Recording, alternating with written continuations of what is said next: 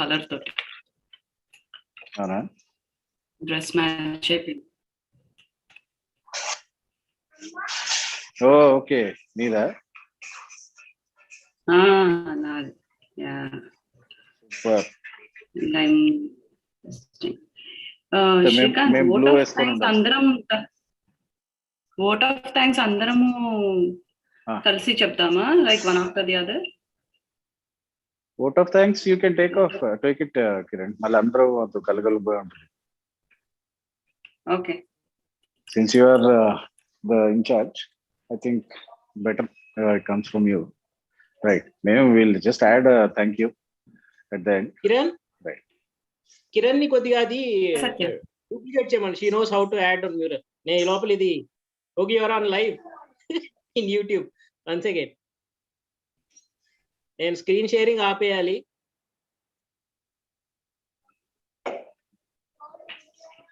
వెళ్తుందా? మీరు video of చేసేసుకోండి. Okay, and it's going live. I'll share the URL.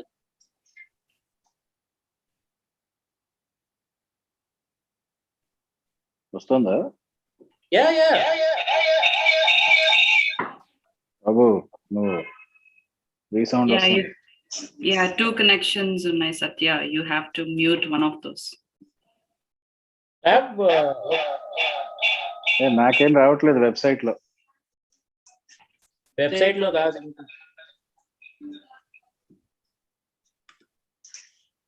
YouTube website లో లో నేను ఇప్పుడు అప్డేట్ చేయాలి. Give me 1 second.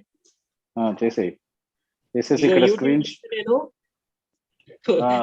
Live now వచ్చేసిందా? కరెక్టే. కిరణ్ నీదే వస్తుంది thumbnail. ఇప్పుడు నేను దీంట్లో ఇది యూట్యూబ్ ది మార్చేసి పెట్టేస్తా ఇప్పుడు. And we can check. మీది బాబు వాయిస్ వస్తుంది ఇది వెబ్సైట్ లో. నేను యూట్యూబ్ లో చూస్తున్నాను.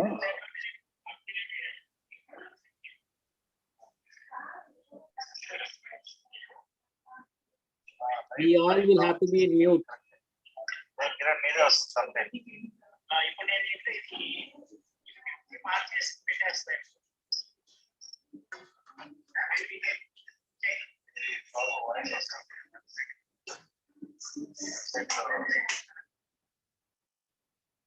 ఒట్టు పెట్టుకో.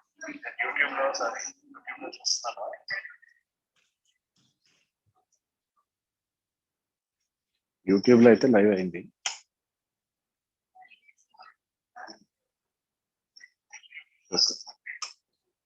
చిన్నగా పెట్టుకో.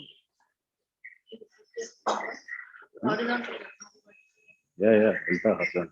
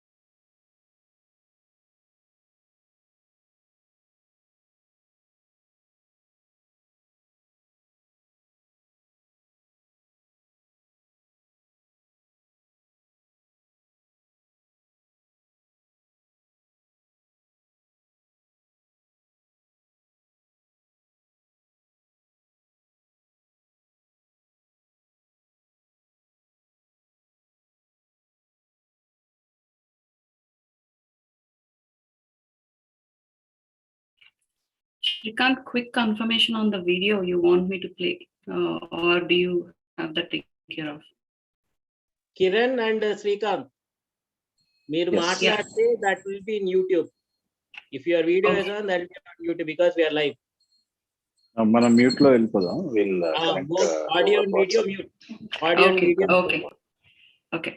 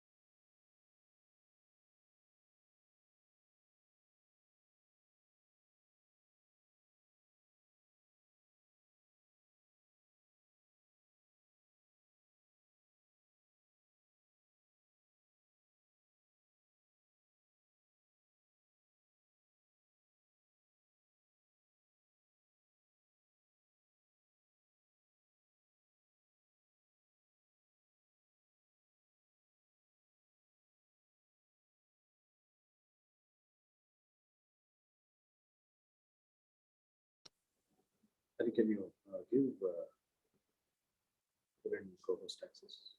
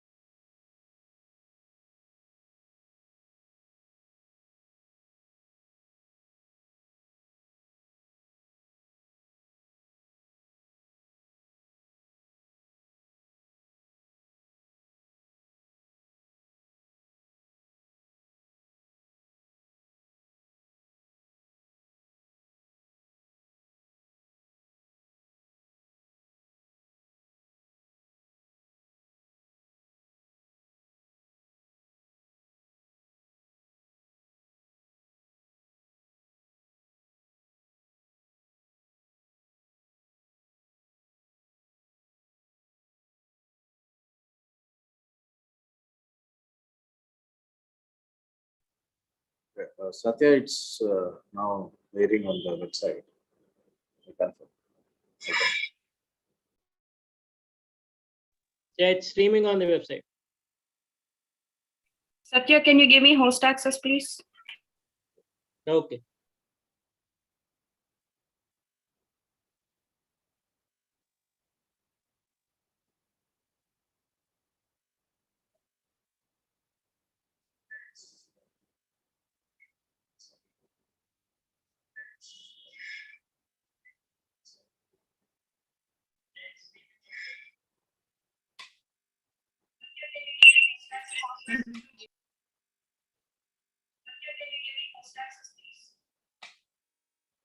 Lag ఎంత ఉంది?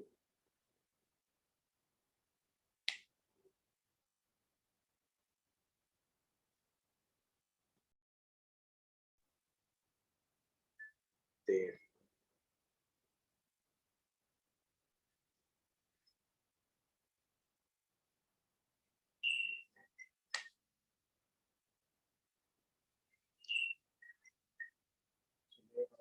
Shall I go ahead and quickly send the meeting is on?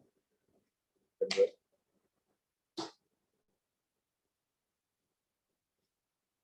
I'll just wait for a couple minutes.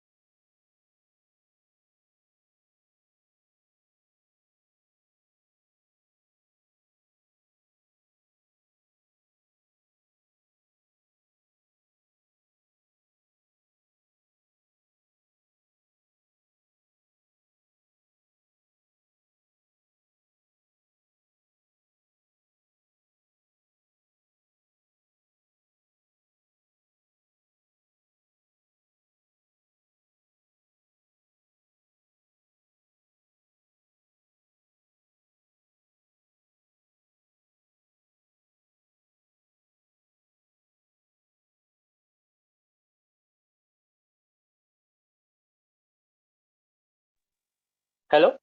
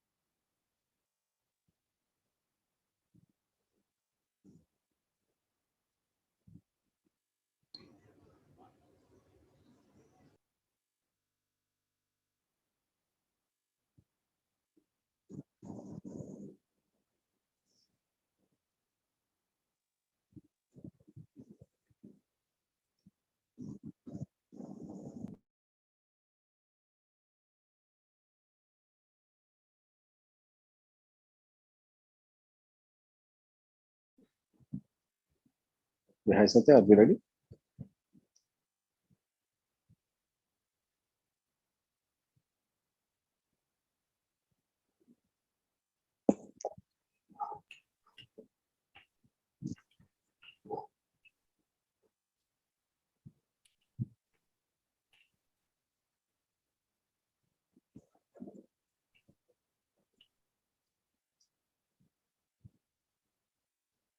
Hi, Satya.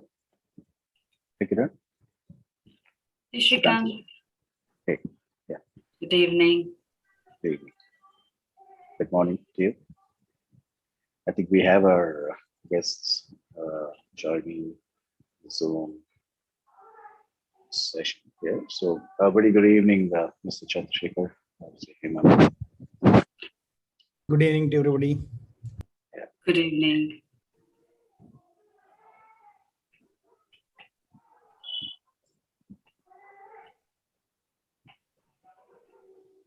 Shrikant, do we want to give it a minute or two to let all the guests join? Yes, yeah, we're waiting for the Mr. Jay Chandra to join Yeah. us. Sure. Just quickly check. Good evening to everybody. Good evening. Good evening.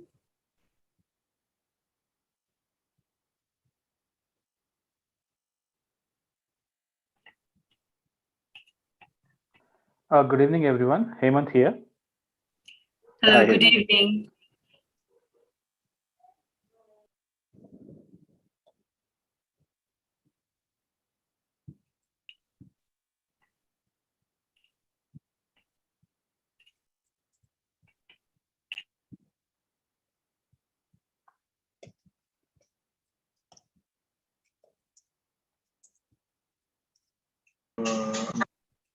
We're waiting for Mr. Jay Chaudhary to join. No.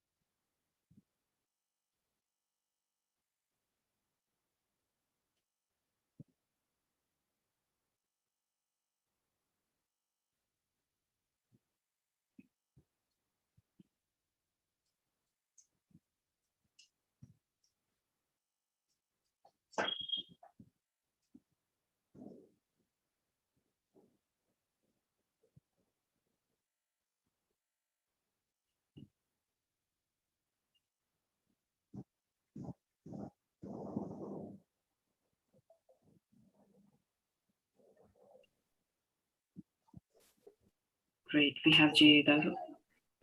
Hi, good evening. Good evening, sir. Good evening, sir. Sorry, there's some, no, I was not able to get connection through. Sorry for 2 No minutes problem. delay. No problem, sir. Good evening, sir. Chandra here. Hi, Chandra, how are you? Good, sir. Hemant is also there. Yeah. Sir, good evening. How are you, sir? How are you, Hemant? I'm Hi, good, sir. which part of the country you are in right now, Hemant? I'm in Himachal. Himachal. How long you'll be in Himachal? We've been here for about 3 months now. Oh, good. It Kulu Manali or where? Yeah, that's Very right, good. sir. Enjoy. Yeah. It's an excellent place. Excellent place. Enjoy your time there. Also there? Yes, sir. Thank you. Yeah. Sir, good evening. How are you, How sir? are you, Hemant? I'm Hi, good, sir. which part of the country you are in right now, Hemant? I think there is echo. I think there is echo is coming. It looks like. Yes.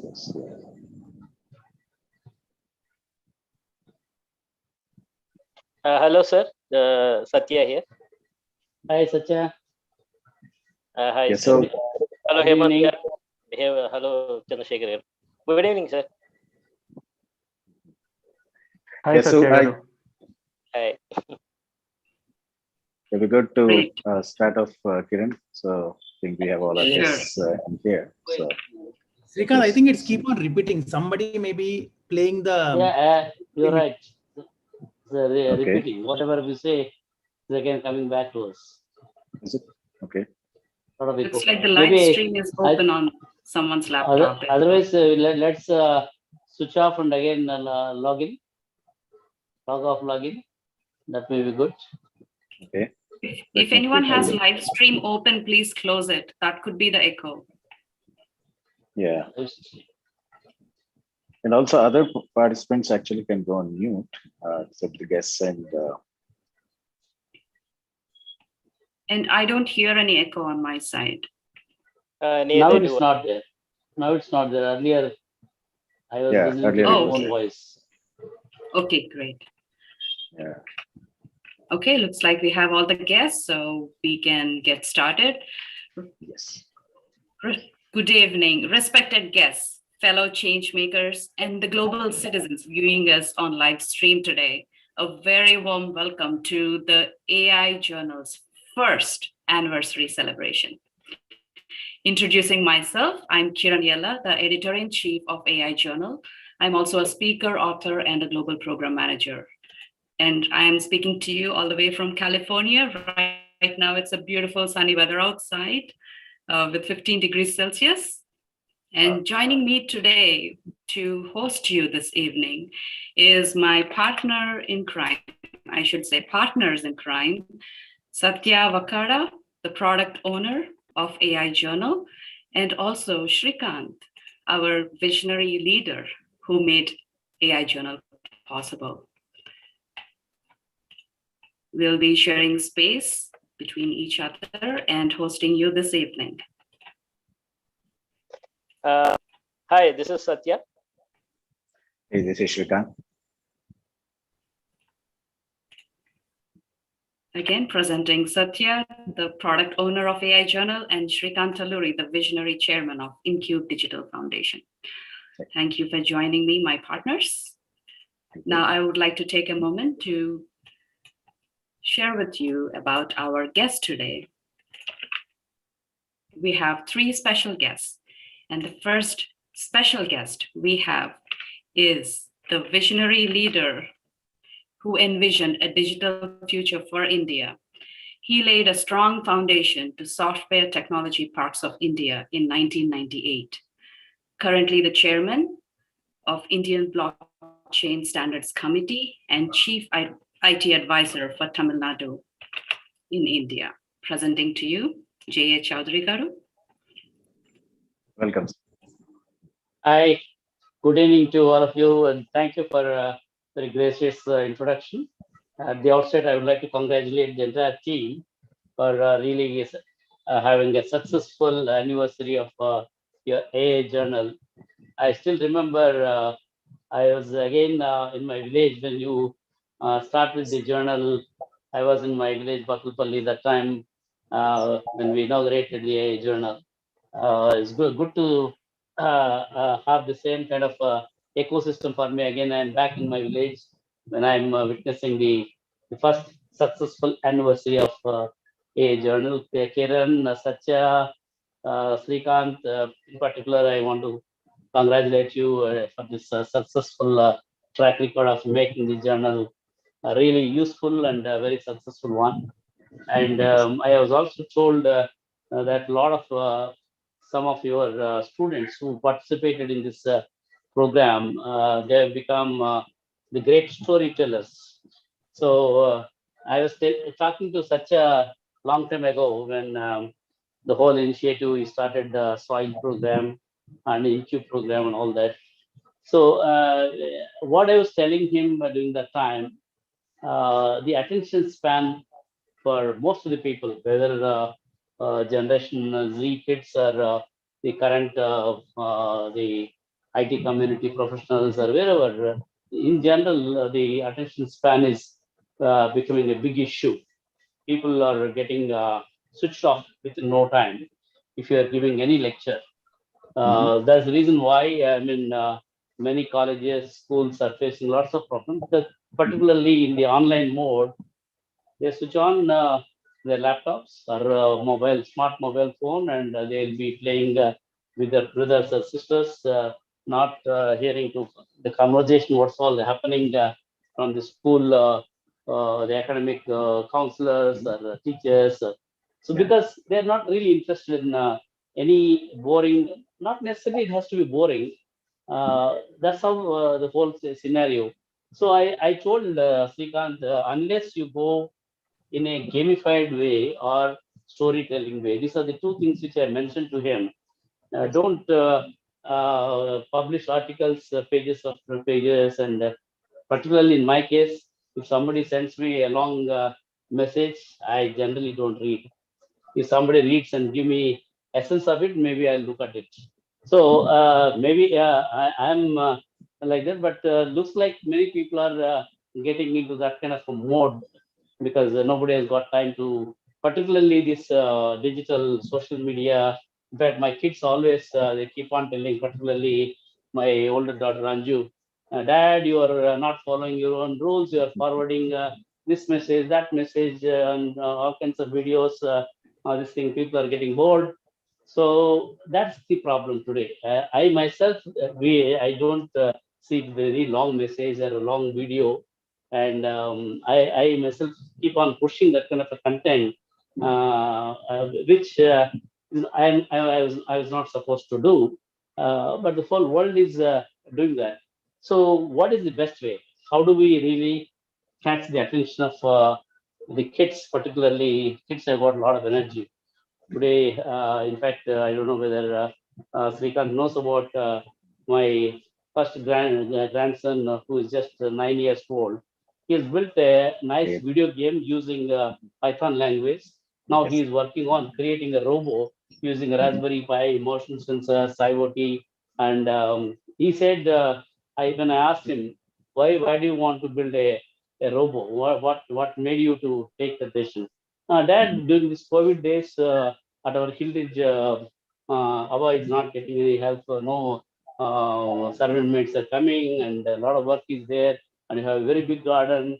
So how do you water? So I'm thinking of creating a robot which can sense the moisture at every plant, Yes, sir. and the moisture is based on the moisture level. It provides the water droplets through the drip irrigation using some control mechanism. That's the reason why I want to create a robot which can do the watering for your Hillridge farm. Just think about, so the kids have got that kind of energy and enthusiasm and all that. If only we give them the direction, then they can do wonders.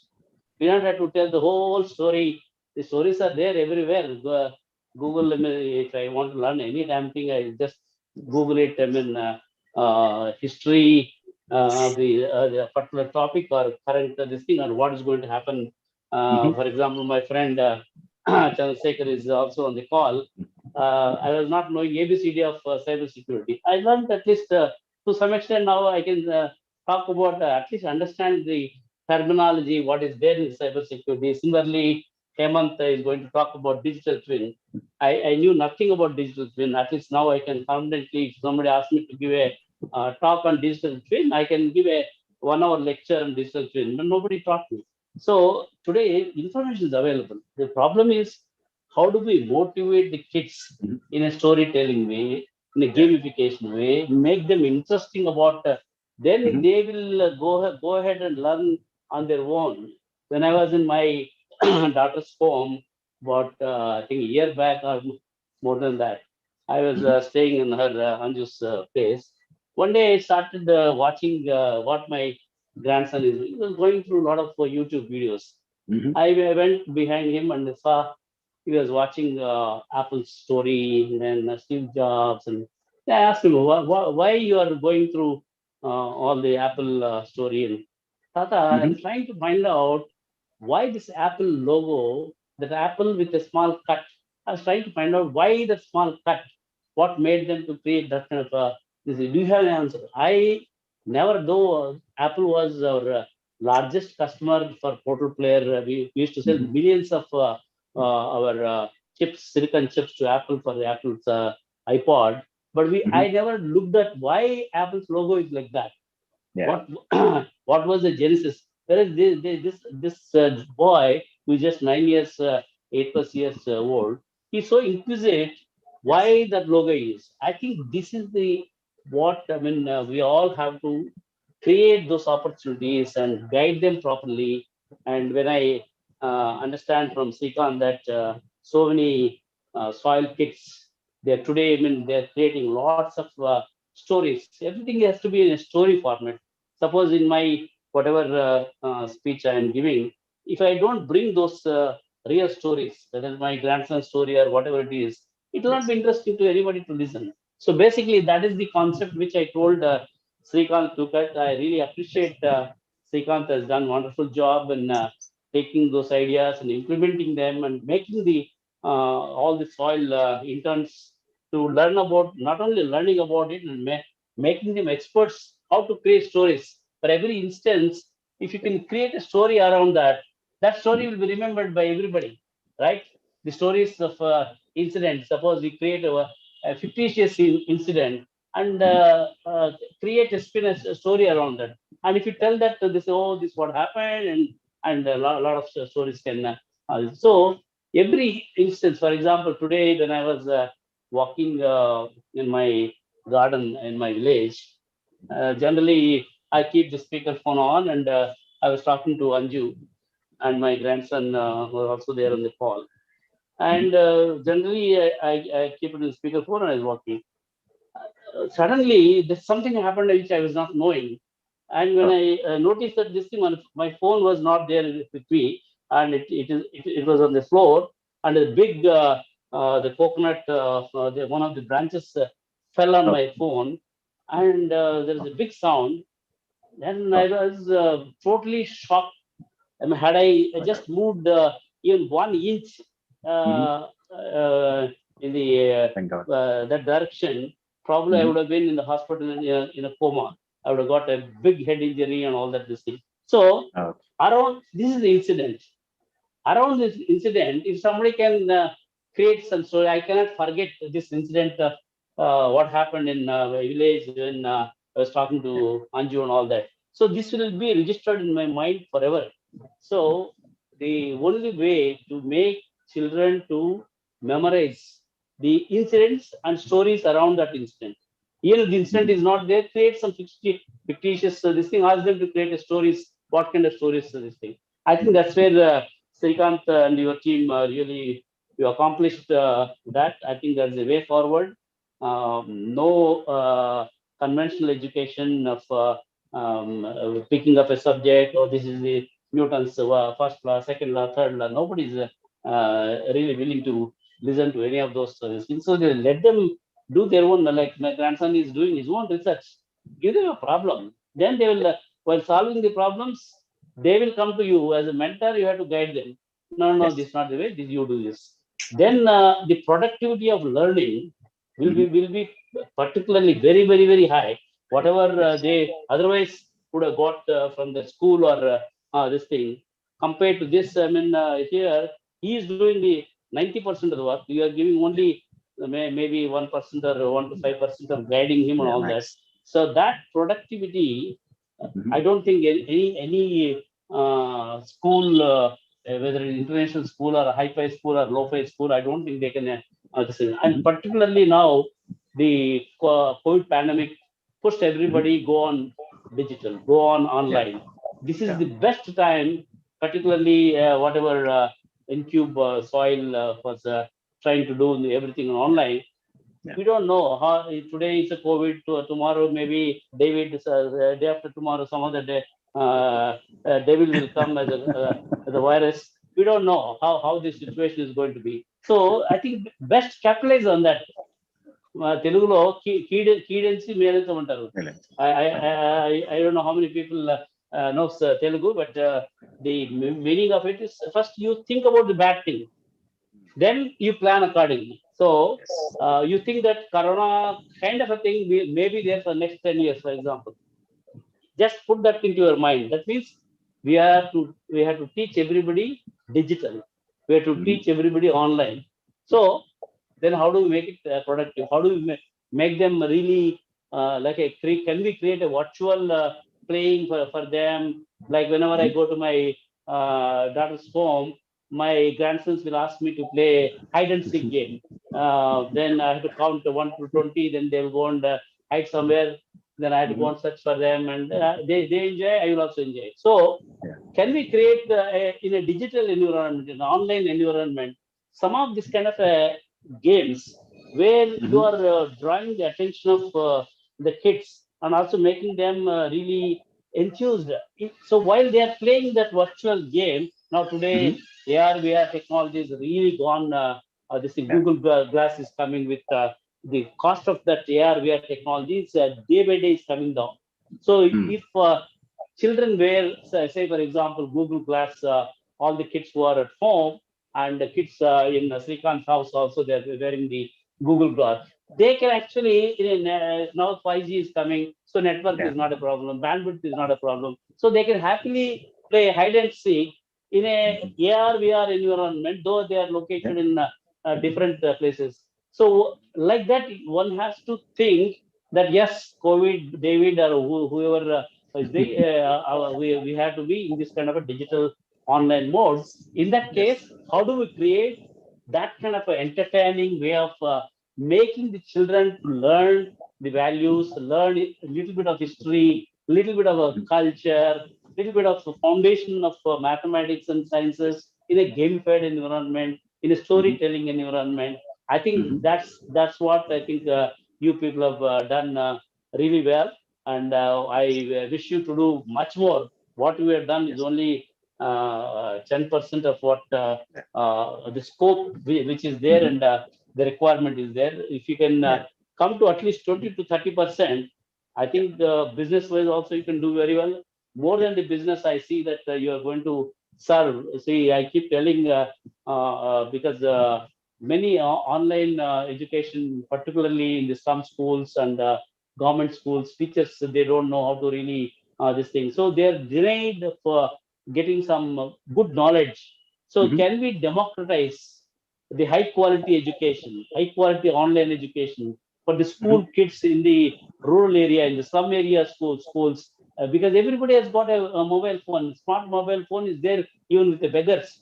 So if the beggar kid wants to learn, is there any possibility that at low cost, at no cost, or somebody can subsidize them that particular piece of education? So if you can create that kind of a content and execution capability using the technology, using this kind of a engaging model where the gamification and the local language and asking them to play, and while playing they are understanding the concept, why this concept, then talk about the concept of either mathematics concept or physics concept or chemistry concept. All these things, if we may make it in a cost-effective way, democratize that high-quality, immersive education for everybody. Why only elite kids? Why only few international school students should have that access to that kind of education? We should think about, because majority of our children in India, they're still in rural areas and some areas and all that. How do we make them? Because if we don't address that, they'll all become antisocial elements. Everybody has got same, whatever I've noticed my grandson in Hyderabad, similar or much more better intelligence is there in my farmer sons who are in the village. I noticed that they also have the same storytelling, the same memorizing capability, mathematics capability. But if their parents are not good enough to direct them, if nobody is there to direct them, and this what this thing, what they will do, they will put that energy in the wrong ways, like our Mahabharata days and all that. Everybody has got, most of the people those days it seems that they had Brahmastra. Brahmastra is only when it's absolutely required, only what they are supposed to use it. Today, the energy what we are noticing in the kids, particularly in the rural areas, it's like a Brahmastra. If the Brahmastra, if you ask them to use it properly, if they don't use it properly, you just imagine what the Brahmastra in the kids is going to destroy the nation. That's right. If Yes. every kid using that energy, using that enthusiasm, if they learn wrong things in the social media, if they go visit wrong websites and wrong values, finish. India's story is finished and the whole world story is finished. So Finished. that's where we have to intervene. That's where we have to invent. What are the things that we can do? How do we make online, while the digital education is going on, how do we make them to learn some of the basics of science, the basics of mathematics, basics of history, or చదువు సంస్కారం ఇవన్నీ కూడా మనం వాళ్ళకి పిల్లలకి ఆ age లో young age లో మొక్క వంగంది మాన వంగంది అంటారు. At the early stage, if you are able to mold them properly, they will take care. You don't have to worry. I mean, they know. I don't think of late I'm guiding my grandson. He is on his own. He has already got the direction, what to do, what to learn, what not to learn. So that is the kind of initiation that you are supposed to do. I'm glad that Soil is doing, and I'm glad that AI Journal has done a wonderful job. I really want to congratulate once again on this first Thank you, sir. happy anniversary day. I wish you all the success. Thank you. Thank you, Thank sir. you, sir. Thank you. Thank you so much, Jay, sir. Very wonderful insights, and definitely agree with whatever you shared. We are trying our best to pave the way towards the future generations. Thank you. We have a guest of honor for today's event, and the guest, really, they have a motto in life. And the motto that he lives by is live to experience and strive to learn. A deep tech entrepreneur, a digital twin technology enabler, and currently working as the Chief Technology Officer at 3RDI Hyderabad, and also previously served as Chief Product Officer at XYZ Innovations in Chennai. Presenting to you the guest of honor, Mr. Hemant Karlapati. Thank you, Kiran, for the generous introduction. Well, to add a little bit to that, right? So I have overall about 13 years of experience in software development, and I'm currently, as you said, working as a CTO at Third Eye. So for the last 3 years, I've been working on solving or looking at the problems in the construction industry and how we can probably use the latest advancements in AI to solve those problems. So if I have to talk a little bit about AI in construction and the problems that we're trying to solve, the first challenge that we see is basically the digitization of the construction industry, right? Of all the industries out there, it's the least digitized, it's the least organized, and a lot of even if you look at the big enterprises, a lot of activities happen in a pretty unorganized and kind of an ad hoc fashion. So we started off with this challenge first because if at all we have to actually go to the next level and maybe sort of derive insights and actually help the humans or the people managing these construction sites in a better manner, we need to be able to actually get hold of the data first. Yeah. So when we look at that, we actually came up with the concept of a digital twin for construction sites, where we do different kinds of scans and maybe retrieve or stream the sensory data coming in live from the site and actually have a digital replica of your construction site, and then run your models, the machine learning models that you built to sort of give some meaningful insights and sort of predictions in how the whole thing is going. So that's, I think, the first challenge. And we have different kind of capture mechanisms capture tools that we have built. And keeping that aside now, because we're talking about AI, now assuming that the data is already there, when it comes to the problems that we are looking at, it could be used in different ways, right? Different stages or different kinds of problems that we usually see at the construction site. So one, design and planning. When we look at all the numerous data sets, previous data sets with schedules and schedule adherences and sort of resource planning, we could actually employ machine learning to sort of flag the issues or detect issues with any given proposal or a plan, and also even go a step further and propose the kind of optimizations that have to be done, or maybe give different kind of options for the planning engineers to choose from. So that's the first problem where it could be of significant use, which we have identified. Although we have not cracked this yet, that is something that we intend to include as part of our vision.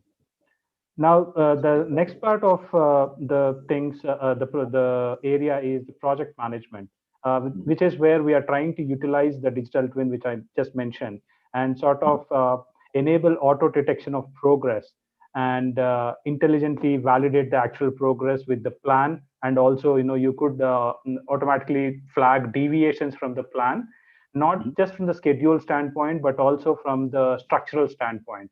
Like you have a 3D plan on one hand, and you have that 3D actual that is coming in from the digital twin on the other hand, and you could actually flag minute deviations that happen at an earliest level or earlier stage, which could actually save a lot of cost to the construction company when detected earlier.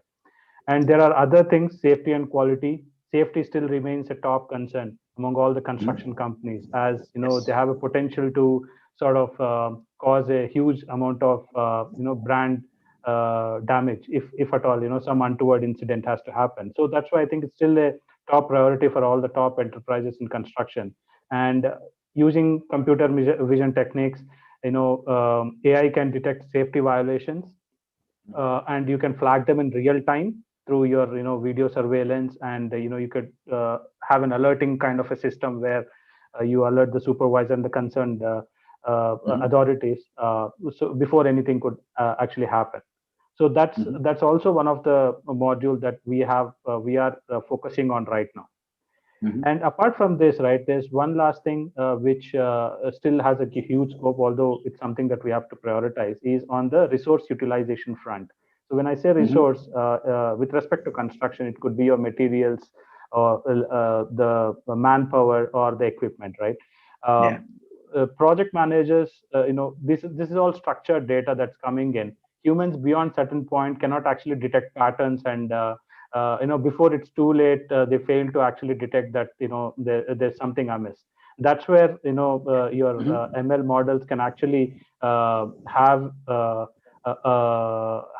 or detect the utilization of proper resources, and actually do few things, such as you could employ face recognition techniques, and utilize sensory data that's coming from the construction site to map workers to progress.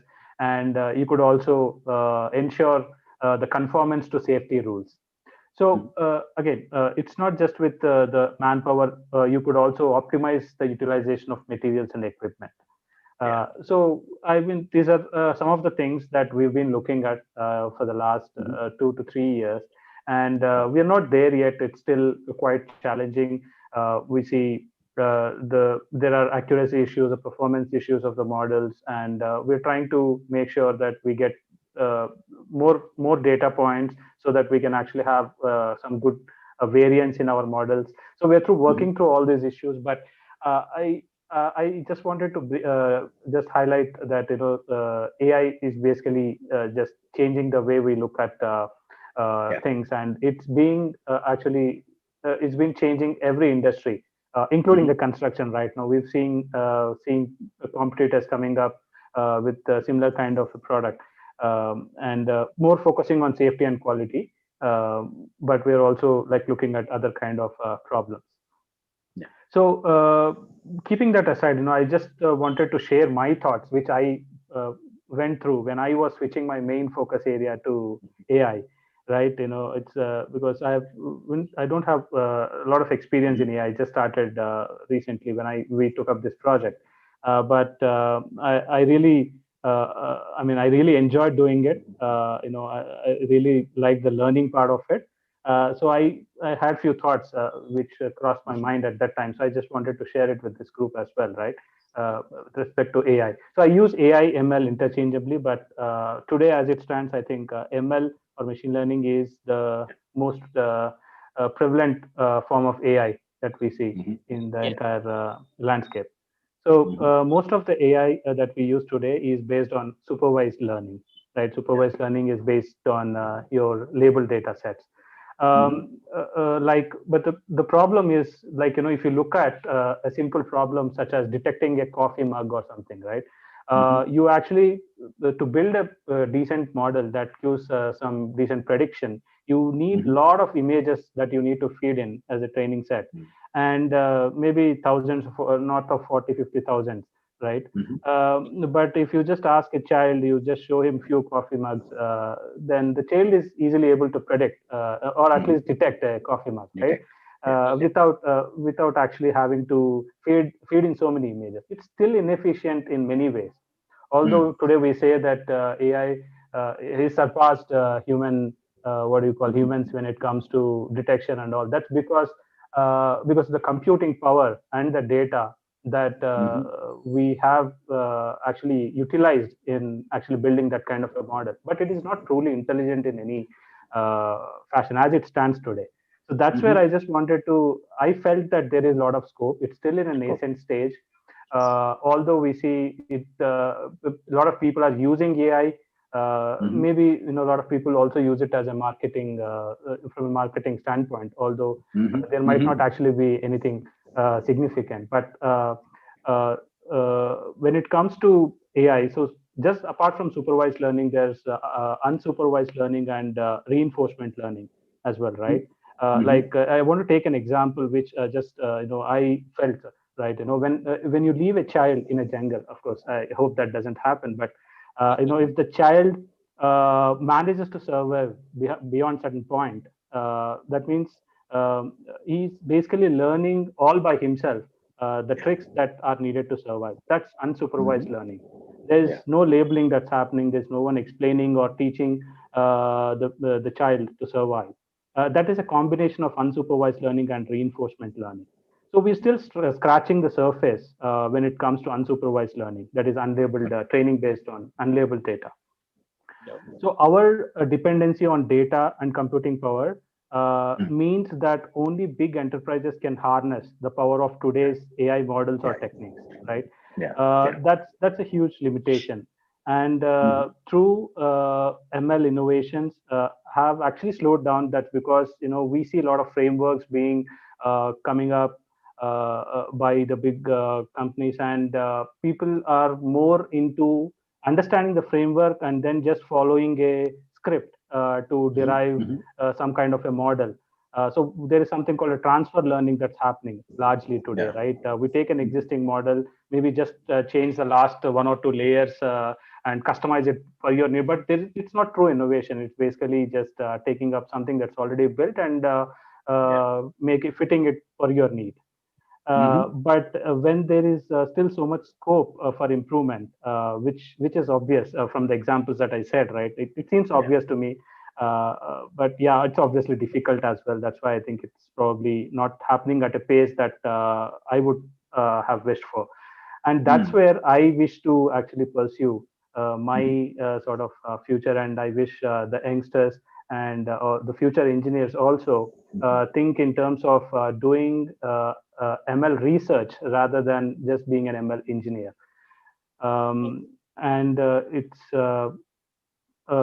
So there might not be actually so much dependency on the data and the computing power needed if we actually truly come up with the real or the right kind of a technique for a given problem statement. And coming to soil, I mean, when Srikanth explained to me the concept of soil campus, I was connected to instantly, right? Because I could correlate to it. I badly wish now that I had something like this when I went to college.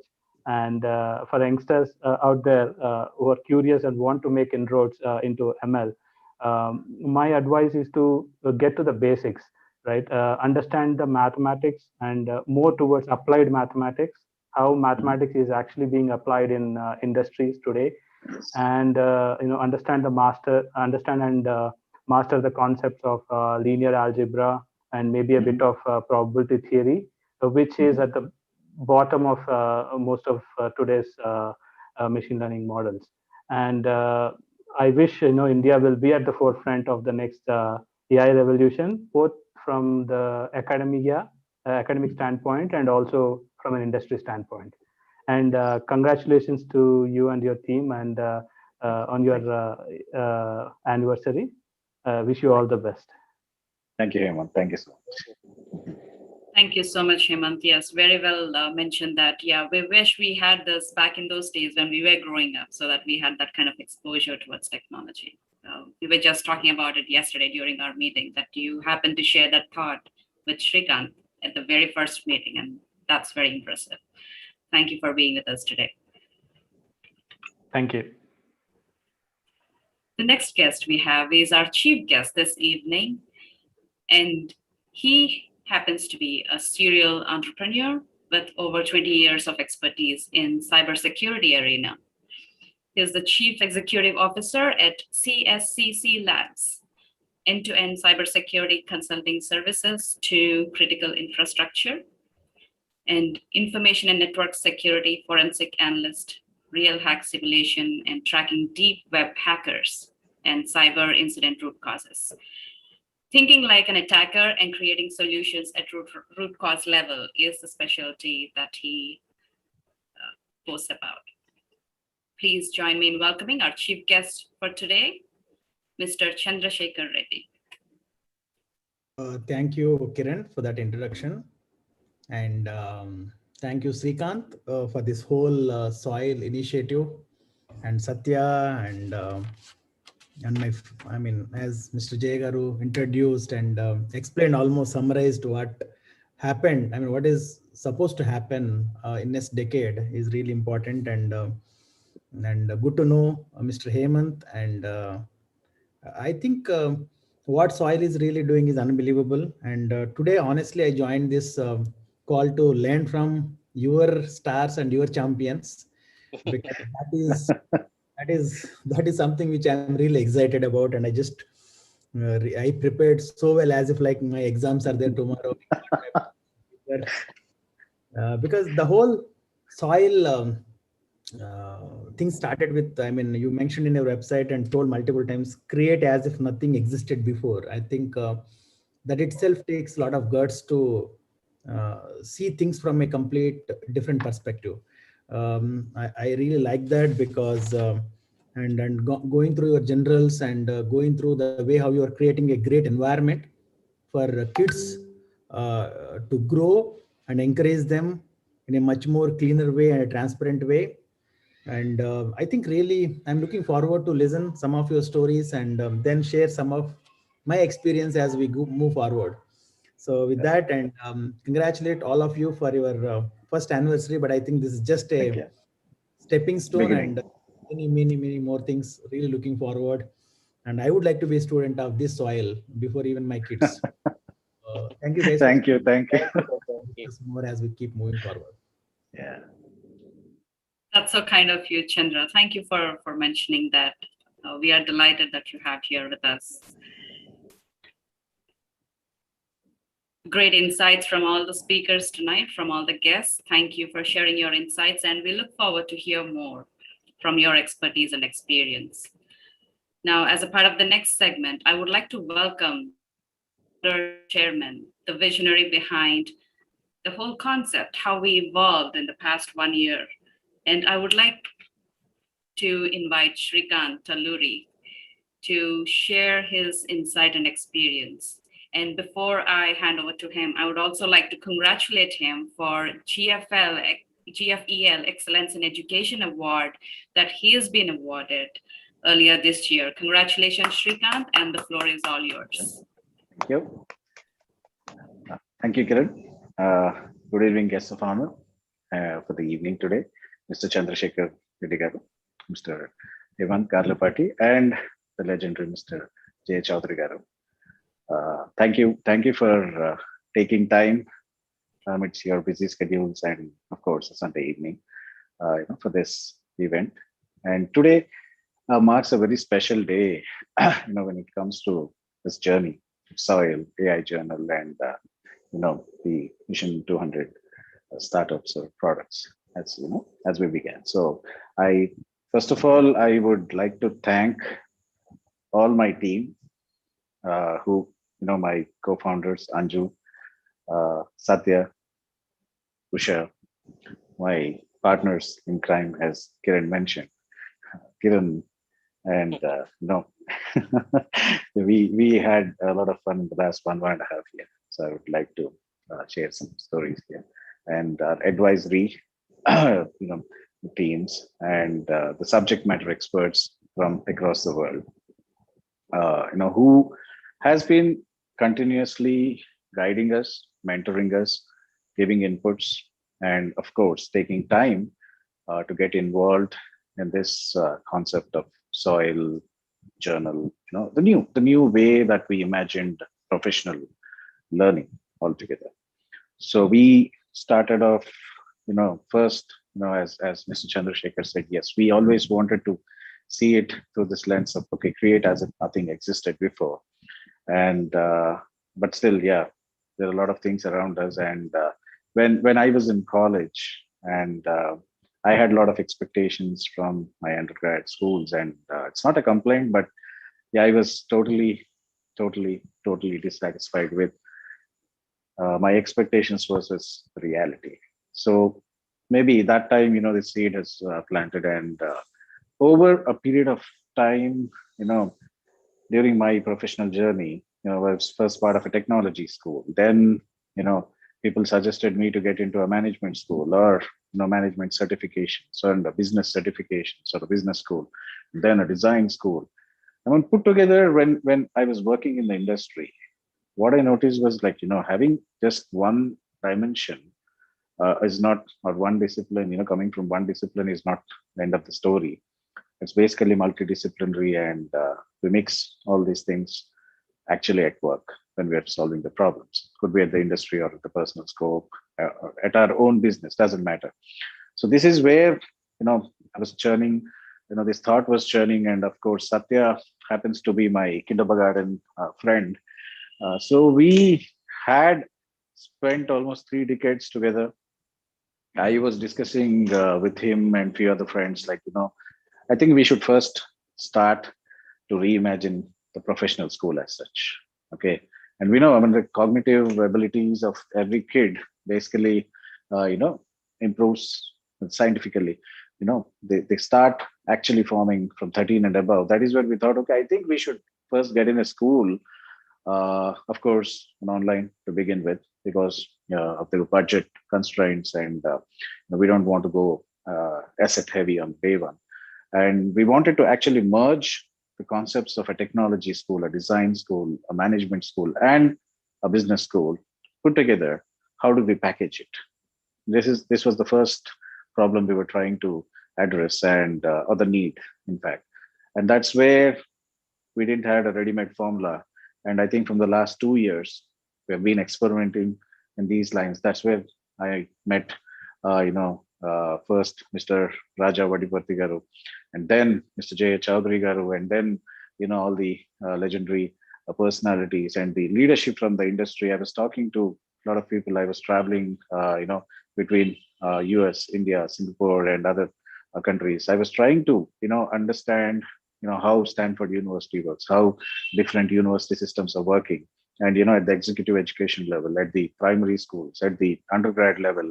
I did, the undocumented research for almost a couple of years, and then finally, we wanted to come up with this soil, that's a school of innovation and leadership, create to learn campus where labs happen to be the classrooms, and start off solving the problems where there is theory less and practicality more. And starting with me, everybody, we are a student here, and with the mindset with what Mr. Chandrasekhar Reddy was sharing, the technology, the problems are always existing, from last few centuries to the next few centuries.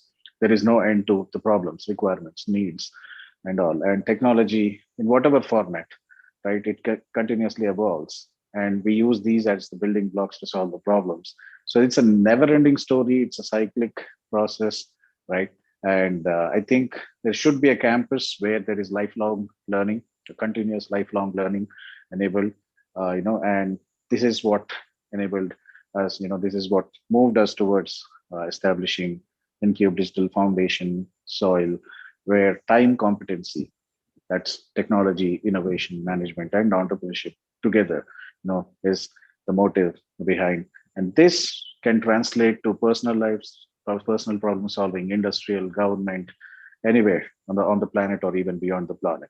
So this is where we started off, and today it's about AI Journal, the story of AI Journal. And when we first started off in Cube, basically we wanted to start off with a publishing house rather than a school first. And why? I think Satya, my the person who has been with me long and has been sharing all my craziness for almost 3 decades, is the best person who can probably throw some light over there. So over to you, Satya. Oh, thank you, Shrikant. And it's a pleasure and a privilege to be actually, to actually celebrate our first year of journey, a journal anniversary with the esteemed guests. Thank you all for attending the session and sharing the moment with us. So yeah, here we are. We are at the milestone, the first milestone, the anniversary that we are celebrating today, and a glimpse of what we have achieved.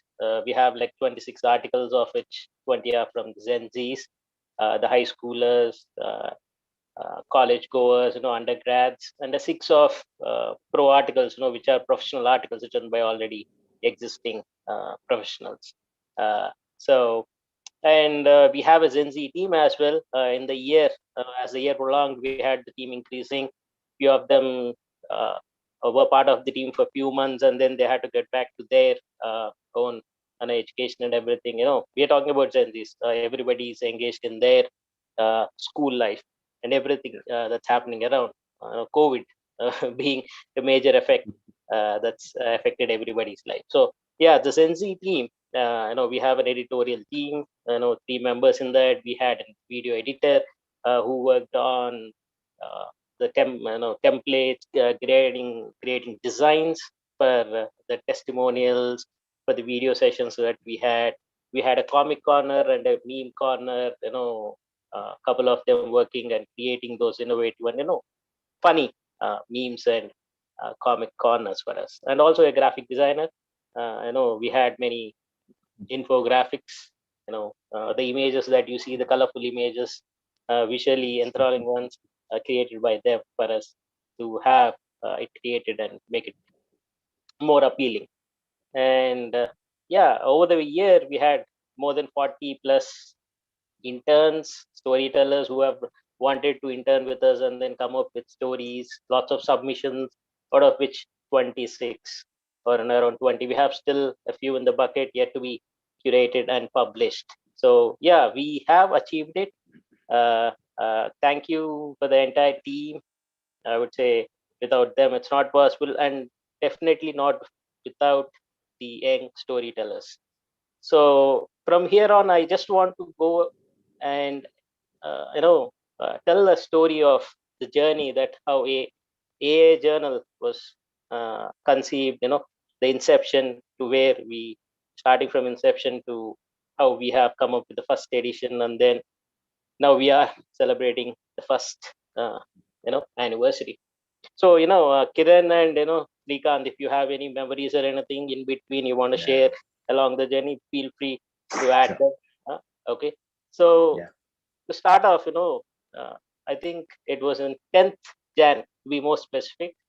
That's when we had the meeting with the brainstorming event. But even prior to that, I think a week before that, Srikanth has come to me and he said, okay, how about coming up with a publishing house that's not created by the professional authors, but by the high schoolers? And I was like, what? I mean, are you kidding? Or, I was confused and I was like, what is happening? Why does he want to take such a huge risk? Or, so I was blank and I was like, okay, I was hearing. And he said, we'll have AI as the main concept. We'll have 80% of the content created by Gen Zs. We'll have their stories written here. And at that time, I was still not aware of the concept of storytelling. I was looking at it from the perspective of an article. How you find articles online, right? The research papers, the review papers, and the perspective ones, the comparison ones. So I was like quite confused, and I was still getting. I think that's the time I was getting acquainted to storytelling, and so I was like, okay, keen to understand. He says stories, what storytelling is, and everything. So this was the 1 week prior to the meeting that we had on 10th Jan. And I said, okay, I'll wait for the meeting. Let me sit through it, and then we'll see what I hear during that meeting. And he has invited a couple of others. One is Yatindra Shanmukh. He is a generic pharmaceutical researcher by nature, and he works in Reddy Labs, and he is an AI enthusiast. We had DVS Karthik, the other person, and he was a researcher interested in doing a lot of research. He has written a few IEEE papers. He is also an AI enthusiast into machine learning and all that. And for me, AI is something that's alien to me, because I like AI.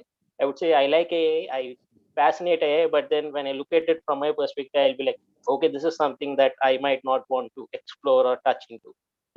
That's what was my perception to start off. And then during the meeting, they shared stories of how it's impacting everything, even in the medical field and in other areas and domains. And I was like, okay, good. But then the thing that still was on the back of my mind is, how will Gen Zs or the youngsters write something, and who would want to read that? Do we have? Yeah, I still remember, Satya, you walked out of the room saying like, when you've gone nuts, I think. Yeah. Yeah. Yeah. I still remember. Yeah. I think I would say, maybe it's because of the bond we had for the 3 decades and, friendship and everything. Maybe that's the reason he went with me and said, okay, let's take it as a challenge. Let's see, give it a try. We still have to know the ins and outs of it. What is the concept? What requires a publishing house? So we made a list of, what kind of a medium, what would be the value that we want to present. We can't be the same thing that's already available. It has to be unique. Then, how much is the budget? We have to go lean, definitely. We can't just have a very brand or a luxurious go-to-market vehicle, right? So, and we haven't tested the waters yet. So I was like, okay. So let's start off. So we wrote a list of what is required. You could see a few pointers that I have listed there, and from there we started brainstorming, and then we wrote the important things, the pros and cons, the likes and dislikes, what could be appealing, what drives the key source, in this case, who's the authors, and then the consumers, why would they want to consume something the author would write? So what would be the author write? So the concept, the story. So since how Srikanth is, right? He is adamant about Gen Z. So I said, okay, let's put it down, pin it up. So it's about Gen Zs, and we'll have a story written. So what kind of stories?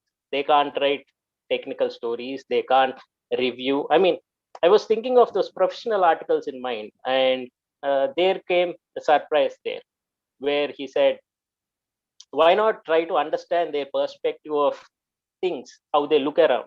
No, because AI, if you see, AI is something that's like an undercurrent that's going into every field, every stream, every domain, every vertical, and that's something that is creeping up like an undercurrent, and you can't. It's undeniable fact, and it's inevitable because everything is automated and human intervention being reduced, right? Every process being rethought, redesigned, everything going back to the drawing boards and being built new to make it more customer user experienced, make it more appealing, and everything is becoming digital. So it's a SaaS or an experience as a service product, or a software as a service product, subscription based. So you have to be a customer oriented not just customer oriented, but have to give him an appealing and interesting and intriguing and comfortable, right? Yeah. So we were like, okay, they would need something. They would need to understand what's happening, how the average customer is using, and our Gen Zs are our future enablers. They are the enablers now. They'll be the power consumers maybe a few years later. So we were like, okay, good. So the industry would definitely need a little perspective of what the young minds are thinking, not just somebody Here, who's right now. Right. here I want to add one point which even Jay sir was mentioning today. So you remember we were discussing this point, like they're already power consumers, knowingly or unknowingly. First thing. Could be on the entertainment front, and now edtech is taking shape, and AI is getting in a lot into educational space. This, during the pandemic and later on, but earlier, entertainment, social media, and every kid starting 2-3 years, they have access to these, gadgets, mobile, handheld gadgets, internet-driven content, getting into, their life, starting with age 1, 2, 3. Even before getting to school, they're learning, stuff from the, the internet and YouTube and other sources. Primarily, yeah, YouTube. Even today, that's the one of the biggest, the streaming brand as such. So I had personal experiences with my kids where content was coming. There, the content was more like Peppa Pig and other those cartoon stories. But again, when I carefully paid attention, the story was something different, though the character was the same. It was not the original series. It was totally different. The screenplay and the negative mindset was being created with those kind of cartoons, and how to sense it as a parent, as a consumer. Okay, this was maybe all these factors influenced me, and those who are in the primary schools, in the high schools, in the teenage primarily, that is the age where your cognitive abilities are actually getting into a concrete shape, where a professional character builds. Okay, and the outlook towards the world is actually shaped then, right? So in that context, right, if we are ignoring, if we I always had this strong sense of feeling where if anything goes wrong, and if they're groomed in the wrong direction, the generation as such, and that's it. It's a disaster for the country, for the world, and we are like that Bhasmasura thing. We are creating technology for our own end, right? Yes. So this is something which was a burning thought for me. But again, I didn't want to take it as a revolutionary thing or trying to stop something. It's AI or any technology is unstoppable. Any day you can't stop it. But if you can create something, a platform where they themselves come, they themselves involve, try to learn what it is, get involved, and then tell their age groups that, hey, this is what the technology is all about. Hey, this is what it is all about. You don't have to really worry, and simplify those stories. Being a professional, maybe I cannot translate it well, like in a classroom. Remember our conversation, right? After the school, after the teachers, the lectures, most of the classmates look for somebody, at least one or two, those front benchers who understand the concept, and we get to them for an easier explanation. This was the most important philosophy behind our journal. That's how it was even during our school days and everything. We used to reiterate a few things with our friends. It's a more colloquial language, or say it anything like hearing it from your peers or somebody of your own age. It made it much easier to understand things from their perspective rather than reading the textbook, or sometimes even hearing the lectures. You might feel, okay, this is tough.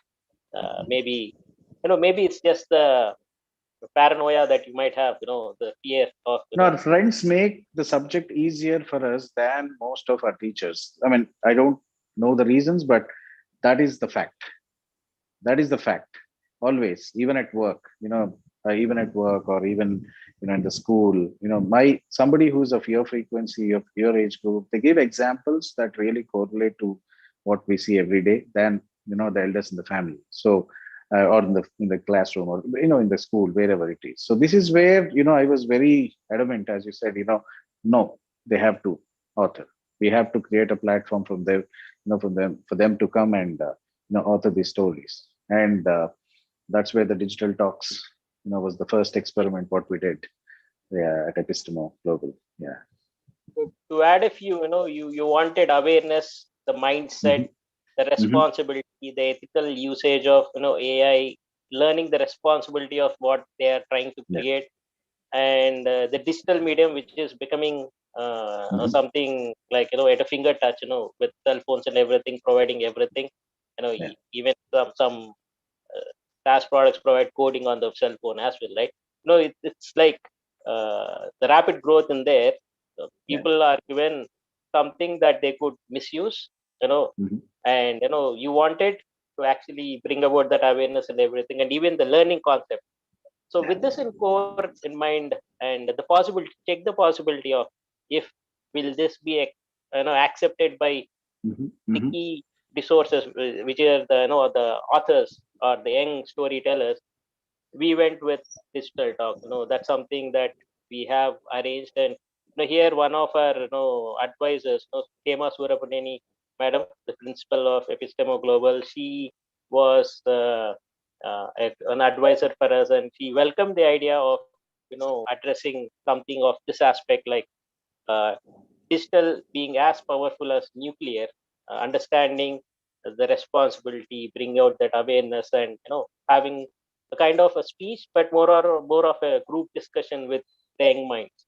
And we had the 8th, 9th, and 10th standard students. We had an auditorium.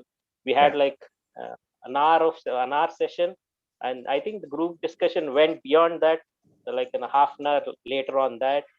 And this session is, I think I would say, is eye opener to me, where I saw that current day students, how they are receiving this, how intriguing they are, how fresh their thoughts are, what are they really interested in. For me, what AI was an alien, it's something that they were trying to understand, and they were eager to know something.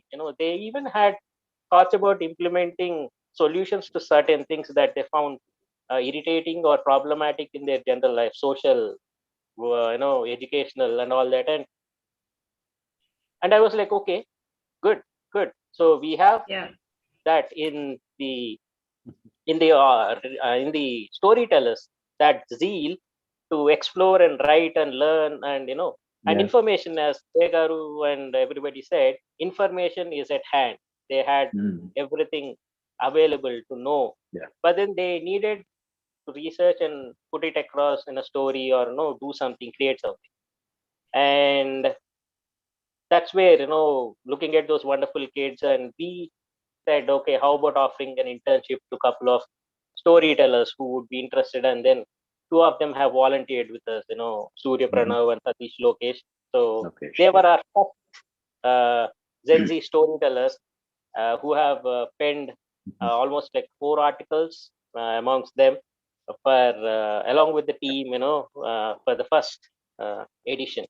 So I would say the proof of concept has arrived here. See, it was defined. Yes, after the talk, whatever we try to discover, okay, this generation is looking for this kind of a platform. They need this, and they're also equally interested. But we defined it with these digital talks. Of course, we had few other talks lined up during that season, but the lockdown and all that has affected.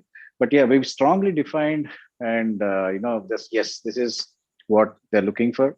And we did reach out to people virtually, students virtually, through the students' help.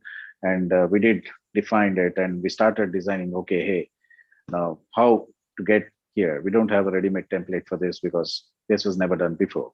And that's where Surya and Lokesh, I think they played a very key role in, helping us actually experiment through this, understand this experiment, quickly, come up with the stories on the COVID Digital, the cover page, right? And the can AI be moral, the moral aspects of AI, and how, how it can basically take a good as well as a bad shape, provided it's not, targeted well, or maybe groomed or trained well. So I think the first 2 stories we had being authored co-authoring with them, working with them, the teenagers, and trying to understand their perspective, their baseline, and trying to, come up with that intersection. That's very important. Can this intersection happen or not? I would If like to not, add something here. So, yes, as Satya and Shrikant mentioned, they were really clear on the vision of creating this product, AI Journal. They know the what, but they were lacking on the how, and How. that is where I entered. And Yes. yeah, by the time I was onboarded, they said, "Oh, this is what we want to do." And here's a Mhm. great marriage that happened between our skill set, because I'm a Yes. storyteller, a speaker, and I have Mhm. published books and articles Yes. in my previous roles. So that is where, when they said, "Oh, we are planning to do this," I was like, "Oh, I know how to do it. I don't know what is AI. I'm total novice to it." But Yeah. still, I was ready to support them for the storytelling part. Mhm. Mhm. That's where I was working closely with Satya on the different aspects of storytelling, how to do it, how to frame the sentences. And that's where I came Mhm. into picture in Yep. educating our Yep. interns who came on board with us to train them on the different concepts of how to do an effective storytelling. Mhm. Mhm. Yeah, And and we yes, yeah, have exactly. the And of odd times too, and I should really appreciate Kiran actually, for the kind of the commitment, the passion that she showed. And because we live in two different time zones, almost 10 and a half, 11 hours, she lives in California. We're working from Hyderabad. And she's like, yeah, let's do it. That's it. And when the how factor, I mean, we had students in hand, and technology and based use cases, and let's go shallow initially was our motto. Let's not get deep into the technology, the subject as such to begin with. Let's begin with the use cases. But again, this team as a whole, Kiran, Satya, Anju, myself, and Usha, our head of innovation at Soil, who couldn't join today because of a health reason. So together, we were working.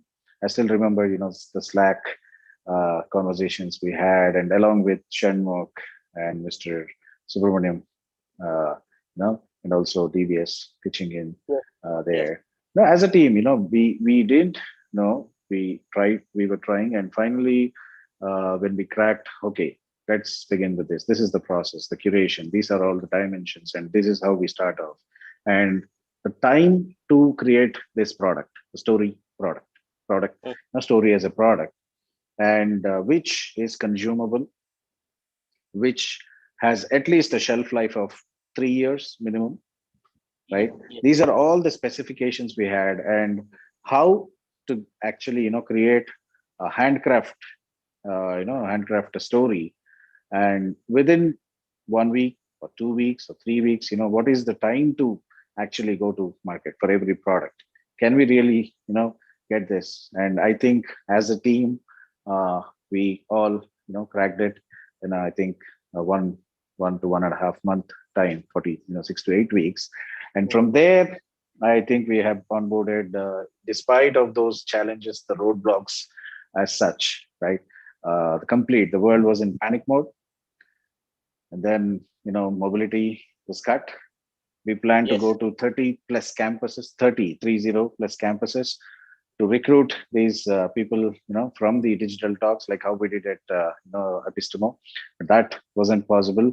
So how do we actually let people know about this, about this initiative, and how do we actually derive, the human resources, the brains who can actually come and work with us? Okay, and this is where leadership for teens, we conducted few sessions, and we actually picked few talent from there, around 15 interns, and then applied the same formula. Of course, there was refinement for every iteration, and to our surprise, the generation was really great. And of course, for the vision what we had, and the kind of commitment, and the kind of experience, the process, and the kind of the storytelling experience coming from Kiran and rest of the team, as such. And this really worked, and I think we had a product in hand by April for launch, but still, because of the lockdown, respecting the law of land, we didn't want to actually launch, during the COVID. And but still, so more refinement, memes, and those the cartoons, and the other, Yeah. the infographics. We went by ebook. Yeah. So month of Yeah. May, when the whole world was in a panic mode in the lockdown, for us the time just flew away, and we didn't even realize when the lockdown arrived, when it left. And even after the first 2-3 publications, we launched the first publication. I still remember, as Jays had mentioned, he was in the village, and Dr. Devi, from Bharatiya University, and Dr. Mrs. Eva Surapnen Garu, Ms. Karna Gopal, they did actually participate in our launch, and we got real good response with the first edition of the product, the integrated product, the journal, the publishing product that we launched, with almost 6 stories, and all the the pro as well as the Gen Z stories, handcrafted within that speculated time, and rave responses. I still remember. And finally, I think we continued this journey despite of a lot of challenges, wildfires for Kiran, and all the orange skies, floods in Hyderabad for us, and we were almost like in a devastated state for almost 2-3 weeks, and again coming back to normalcy took almost like 4 to 6 weeks, but still the team as a whole, and Satya, and had being a COVID warrior. Yeah, I was to add to that, I was down for a month with COVID, with family things. It's just that everything has added. Like the COVID situation outside, even students, the young storytellers, with everything becoming digital to them, even the everyday classes, the exams being postponed, regular, irregular times, attending Saturdays, we had to readjust everything. How do we cater? How do we have the storytelling concept? They are interning with us. They have to understand what is storytelling. Can't have them write an essay, right?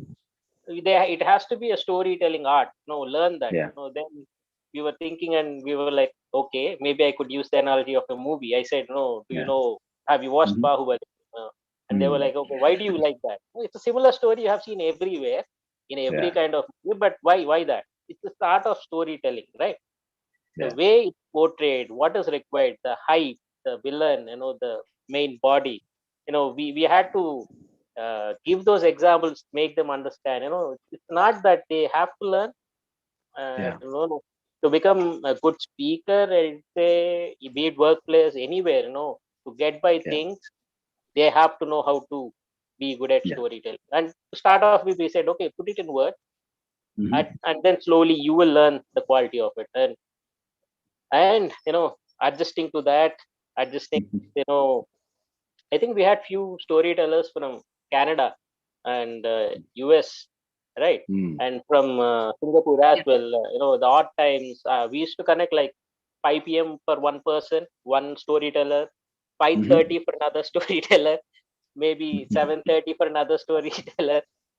Different times, different schedules. We used to have like one-on-one meets, and I think the best compliment we have received from from all these is like the patience that we have, and the way they felt that they could learn and understand and converse with us, knowing their mindset. As you said, the awareness and mindset. It's rather than pushing something onto them. It's something that they have to embrace themselves, right?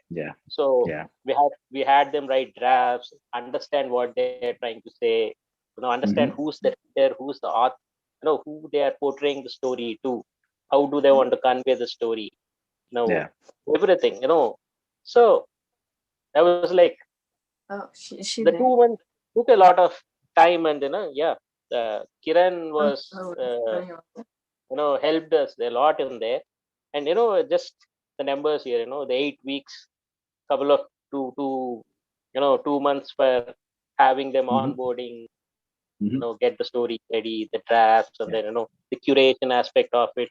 And and this is where, as the team grew, we had Gen Z editors, the storytellers getting interested in actually becoming editorial interns, getting hands-on on that, understanding the story from their perspective, because the stories that they are writing is for their own age or maybe above, even for parents, right? Even for the industry people. So getting that tone right, was an important thing. And we had helping hands, by Gen Zs who have become the part of the teams with us. And if you see, we'll show the glimpses of, and I think you are playing the ebook at the back, on your monitor, right, Srikant? The ebooks, the colorful ebooks that we have created, the designs on that, the images we had, graphic designers work with us. So I would say, despite all the hurdles that we went through, it was a roller coaster ride. We had highs and lows, definitely. Yeah. Everybody's life was shook at some point of time with something. Yeah. All the authors we tried to reach got busy with their own life, trying to, and they had to take the time with us as well, right? And It was testing times for sure, Satya. But I think this particular journey for everyone, whoever was involved, it made a huge difference in terms of actually keeping the mindset clean and being hopeful first thing, and learning was something was a process for everyone of us, and that adrenaline rush, and which gave a sound sleep every day. That was for sure. And the kind of mindset it created,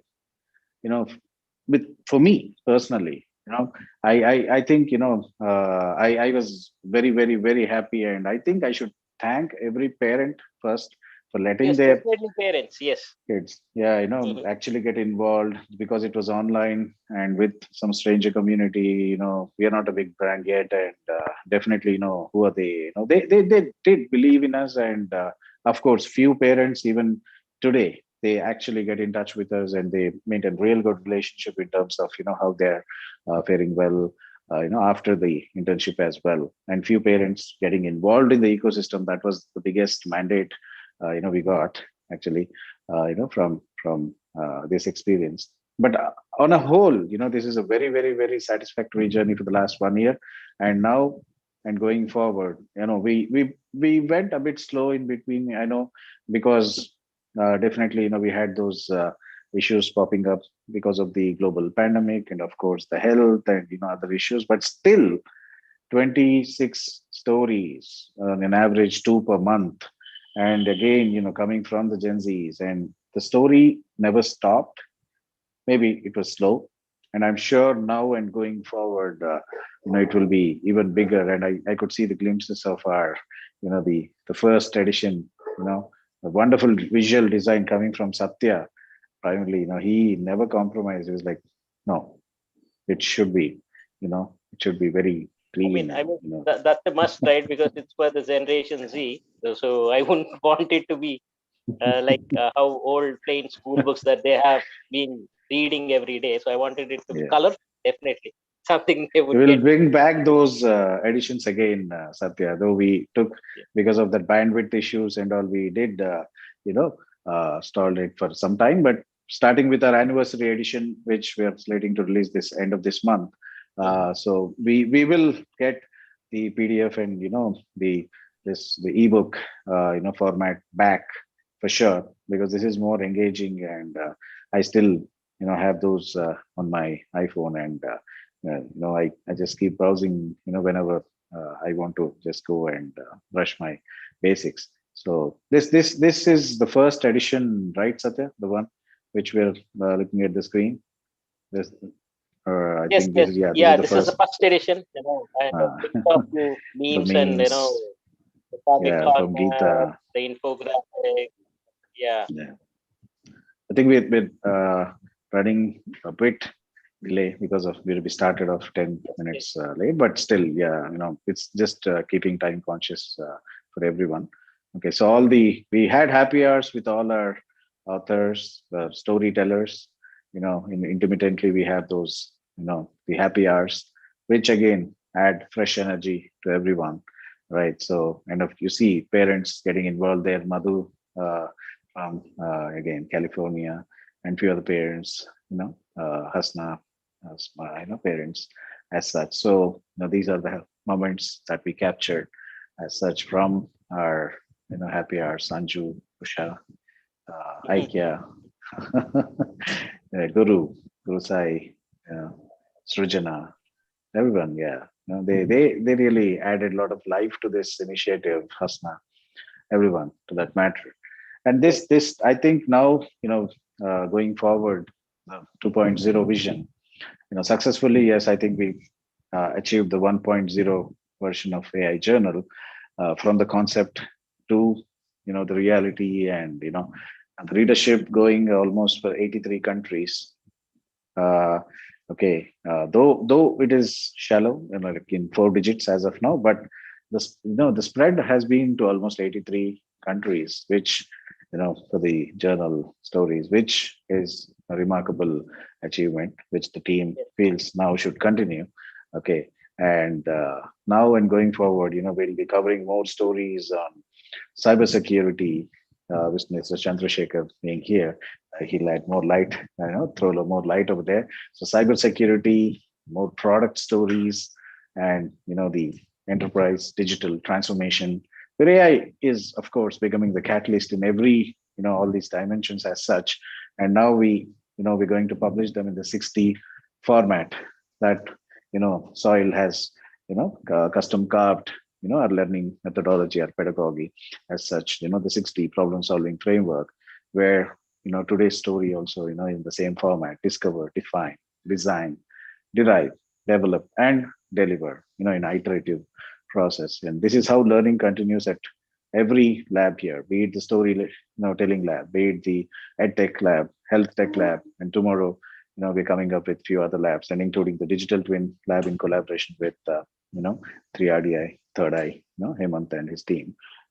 So all these cybersecurity labs as such, this at Soil, and and all these stories coming from internally from the labs, and of course from the corporates, from the government, and from the the startups as such, we will be working upon. And we have a new logo unveiling now on this the AIJ 2.0. Okay, so more solid, more authentic. And we also internally, being an AI publishing product, we're working on a story screening bot. We'll definitely get some help from Hemant and his team, of course, here. And the publishing automation and marketing, AI into marketing, and the branding as such. We have been working internally, on getting these, proprietary products, for the business enabling as such. And we hope 2021, 22, by the time we come with AIJ 2.0 to 3.0 next year, we'll have more stories, more experiences, and more memories that we can share across with the world. And the impact that we're planning to create, awareness mindset, is the first step. The whole purpose of a journal here, that, and learning through, actually they're creating stories, and they're learning in the process of creating these stories. And I think this is the kind of learning what Soil is committed to create, to learn, and the venture-based learning as such. We're encouraging every storyteller from across the world to come to work with us, to participate, and render these stories as such. And on this note, I really want to thank every team member, every parent, every the storyteller, the author, the professional authors, the schools, the management, Hema ma'am, and from Oak Ridge, and from Indus International, all the staff who actually helped, and who collaborated with us on that front, and who made this feat possible. Impossible is now possible, with respect to AI journal. To add to that list, SMEs as well, who have helped us in a certain store to give their input on, and also tell us it could be more relevant to the current times, giving us hints on what stories to explore, what direction or what concept to look at. So the SMEs have also had a major hand in this. So thank you everybody. With a team of 6, a voluntary effort, working on an average of 10 to 15 hours a week for a year, where we have worked with 40 plus interns, almost 40 plus because everyone wrote 1 or 2 articles, so we had more 40 plus, similar number of articles and stories submitted, curating them, then refining them, creating the colorful aspect around it, images and all that, Yeah. and producing it to a finished product, story as a product. I think it's an achievement, I would say, despite all the hurdles that we had to go through. So yeah, kudos to everybody, and thank you all, who had a hand in actually making this a success. Wonderful. Yeah. So with this, I think we'll get back to our guests. Sure. Over to you, Kiran. Thanks, Shrikant and Satya, for that wonderful roller coaster ride down the memory lane. I really started thinking about our first meeting that we had. Thanks for sharing that insight. Now, we have seen some great nuggets of wisdom and listened to them from J.A. Garu. And now I would like to actually invite Chandrasekhar Reddy Garu to share more insights on what, according to you, or how do you think AI could be coupled with cybersecurity to make it a power combo, as per you?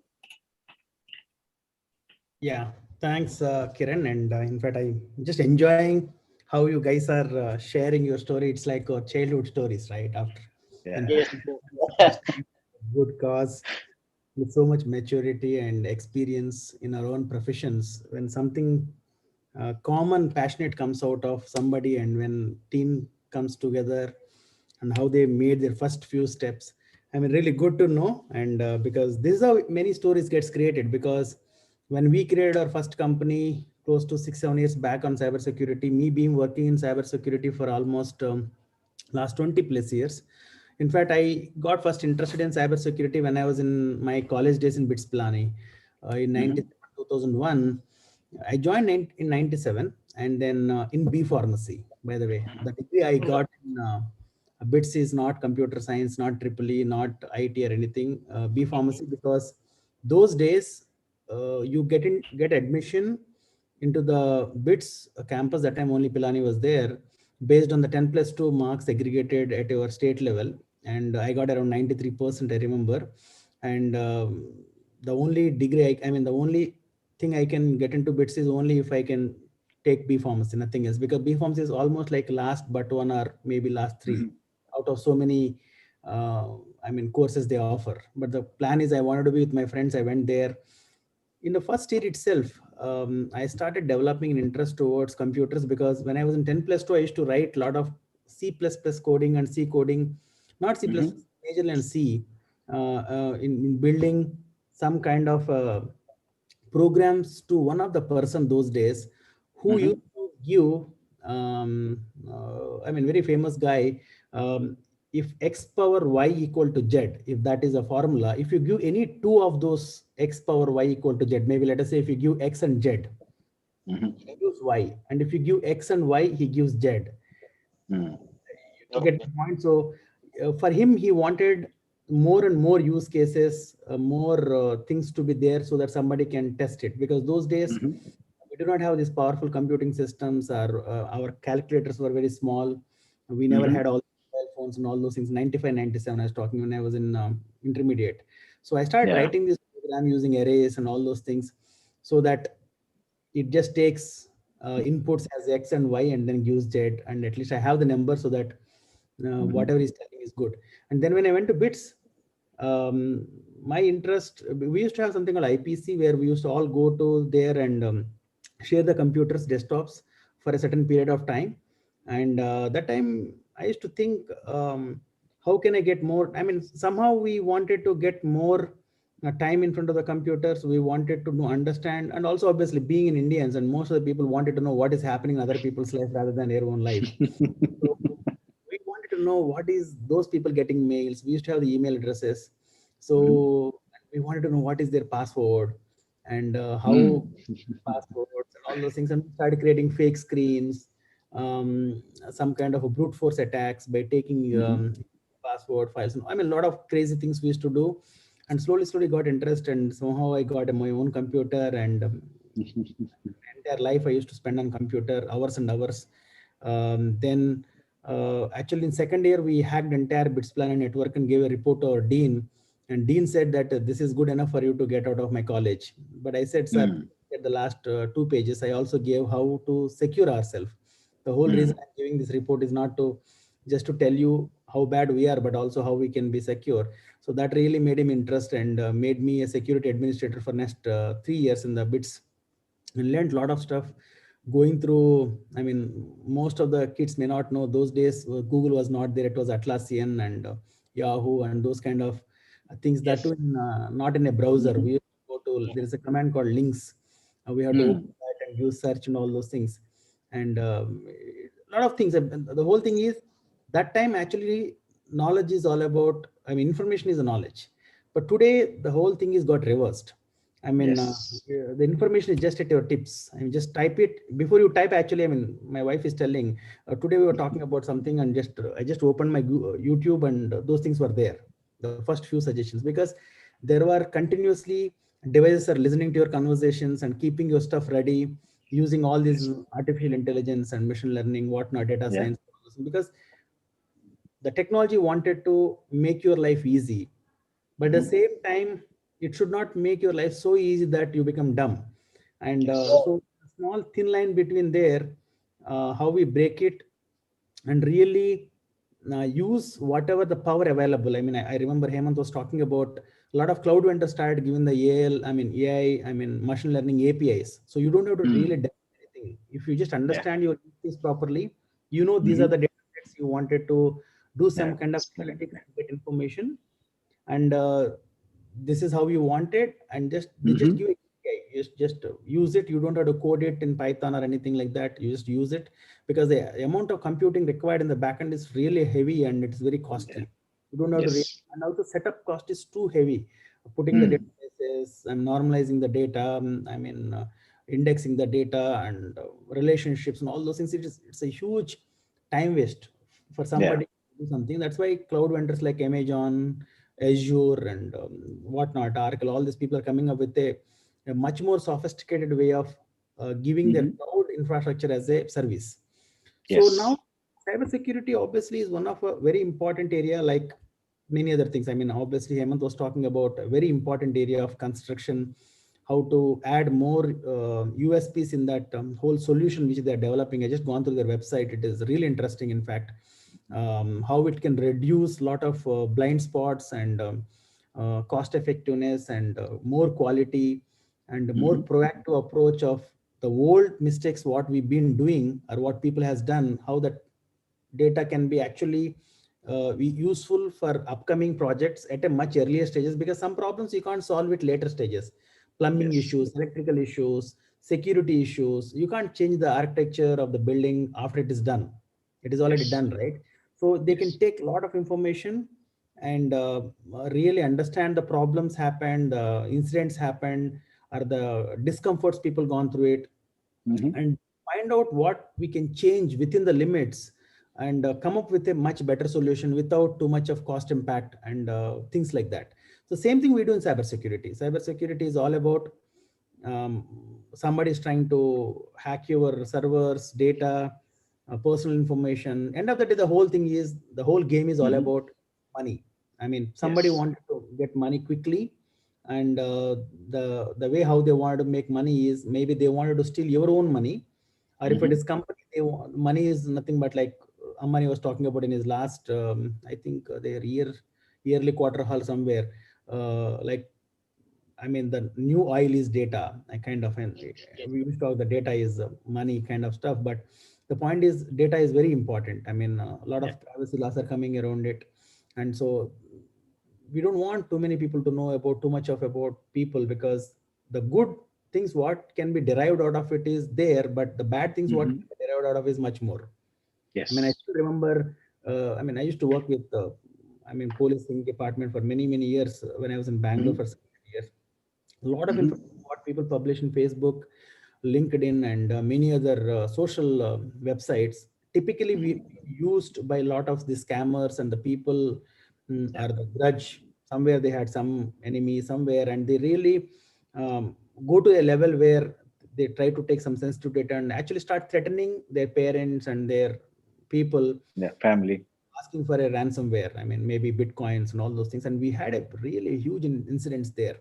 I mean, so in cybersecurity, it's all how we use AML is actually, it is there for a very long time. In fact, it is just a derived name based on how we wanted to put some new fresh names out of it. Actually, artificial intelligence. And then, I mean, Hemant was talking about machine learning is actually the active usage of, because artificial intelligence is a much more bigger circle. In that, machine learning is there, in that data sciences and data analytics and whatnot. So many small things are there.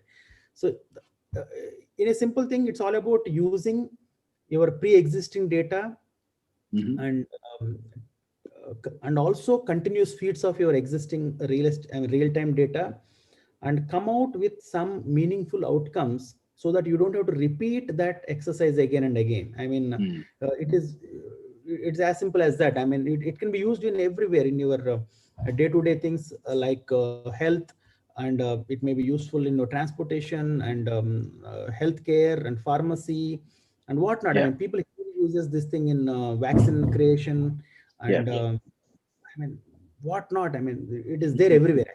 So AI is a part of everybody's life. In fact, our own brains uses AI. I mean, when a situation comes, an incident comes, how we think, how we react, what decision we need to take, what decision we took and what happened, good, bad happened or not, what words we need to use when talk to this person, that person.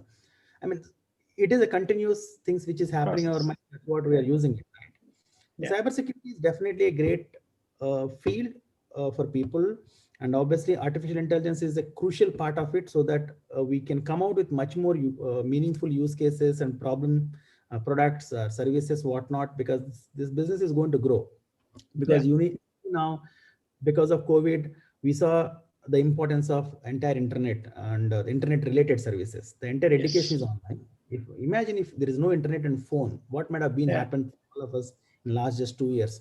We might have gone crazy, right? I mean, so we might have, I mean, so internet usage is going up. Services are all, I mean, if you look at by sitting here without going out, we got almost all our things through these Flipkart or Amazon or food. I mean, there's Swiggy, Zomato, whatnot, entire internet. So there is going to be things which, I mean, what I want to try to say is the 2-3 points I want to tell you finally, because very important is, one is, today there is no need of too much new invention is required. Honestly, there is enough inventions are already being made everywhere. It's all about understanding the real world problems is the number one thing. Because what is it really we wanted to solve problem? The problems are always around us, like Srikant was talking about. The problems are there. Just if you just see it, you see a problem there. Problem may be an inconvenience, maybe high cost, maybe service related things, maybe community. And they're everywhere, and we don't have to think that it's already somebody's thinking about it, because there are a lot of people thinks about the same problem continuously at the same point. But the point is, who comes with a great innovative solution which is simplified enough, which anybody can use it, and how everybody can use it at a cost wise and quality wise, continuous improvement, and which is continuously adaptable to the new changes which are happening. And also they're taking the feedback of the people who are using it, and there are multiple things around it. So the problem, what I'm trying to say is, the problem, seeing the problems and then converting that into a business case is a very important thing. And I think that's what I'm seeing in Soil is trying to do it. The whole storytelling is all about is, if you can tell a story, means what? You understood something, you visualize something, you understood something, and you wrote something, and you are able to talk about it. It means your entire senses are working, and also you're thinking about how other people receives it. Exactly. That is the problem, right? I mean, you visualize a problem, you feel a problem, you put down a solution, you discuss with people, and they created a great environment. Because I always believe in doing great things as a team rather than an individual. Because I think what you can do alone is so much. What you can do it as together, when I say it's more than 2 people, is unbelievable. Like in your case, there are 6 people you are talking about, like Anjugar is there, and Usha, Srikant, Satya, Kiran. I mean, when you all get into a conference and talk about something, I mean, the whole energy levels goes up differently, and things are much different. I mean, when you try to do the same thing individually, I don't think even 10% or 5% can happen. Even it can happen, it just happens in a very different mood altogether. That So is true. the second important problem is, once you understand a problem, once you do this thing, environment is important. Why soil? I really like it. It's all about bringing an environment with more people. And in fact, he was talking about creating a physical school around mega cities over the period, once they find investors and as things goes up.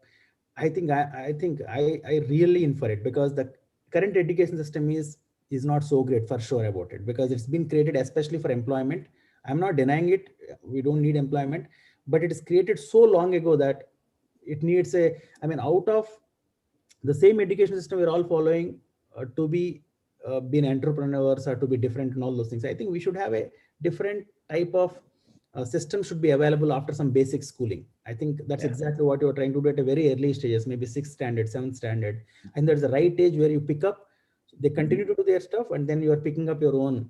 You are just slowly providing that support and all those things.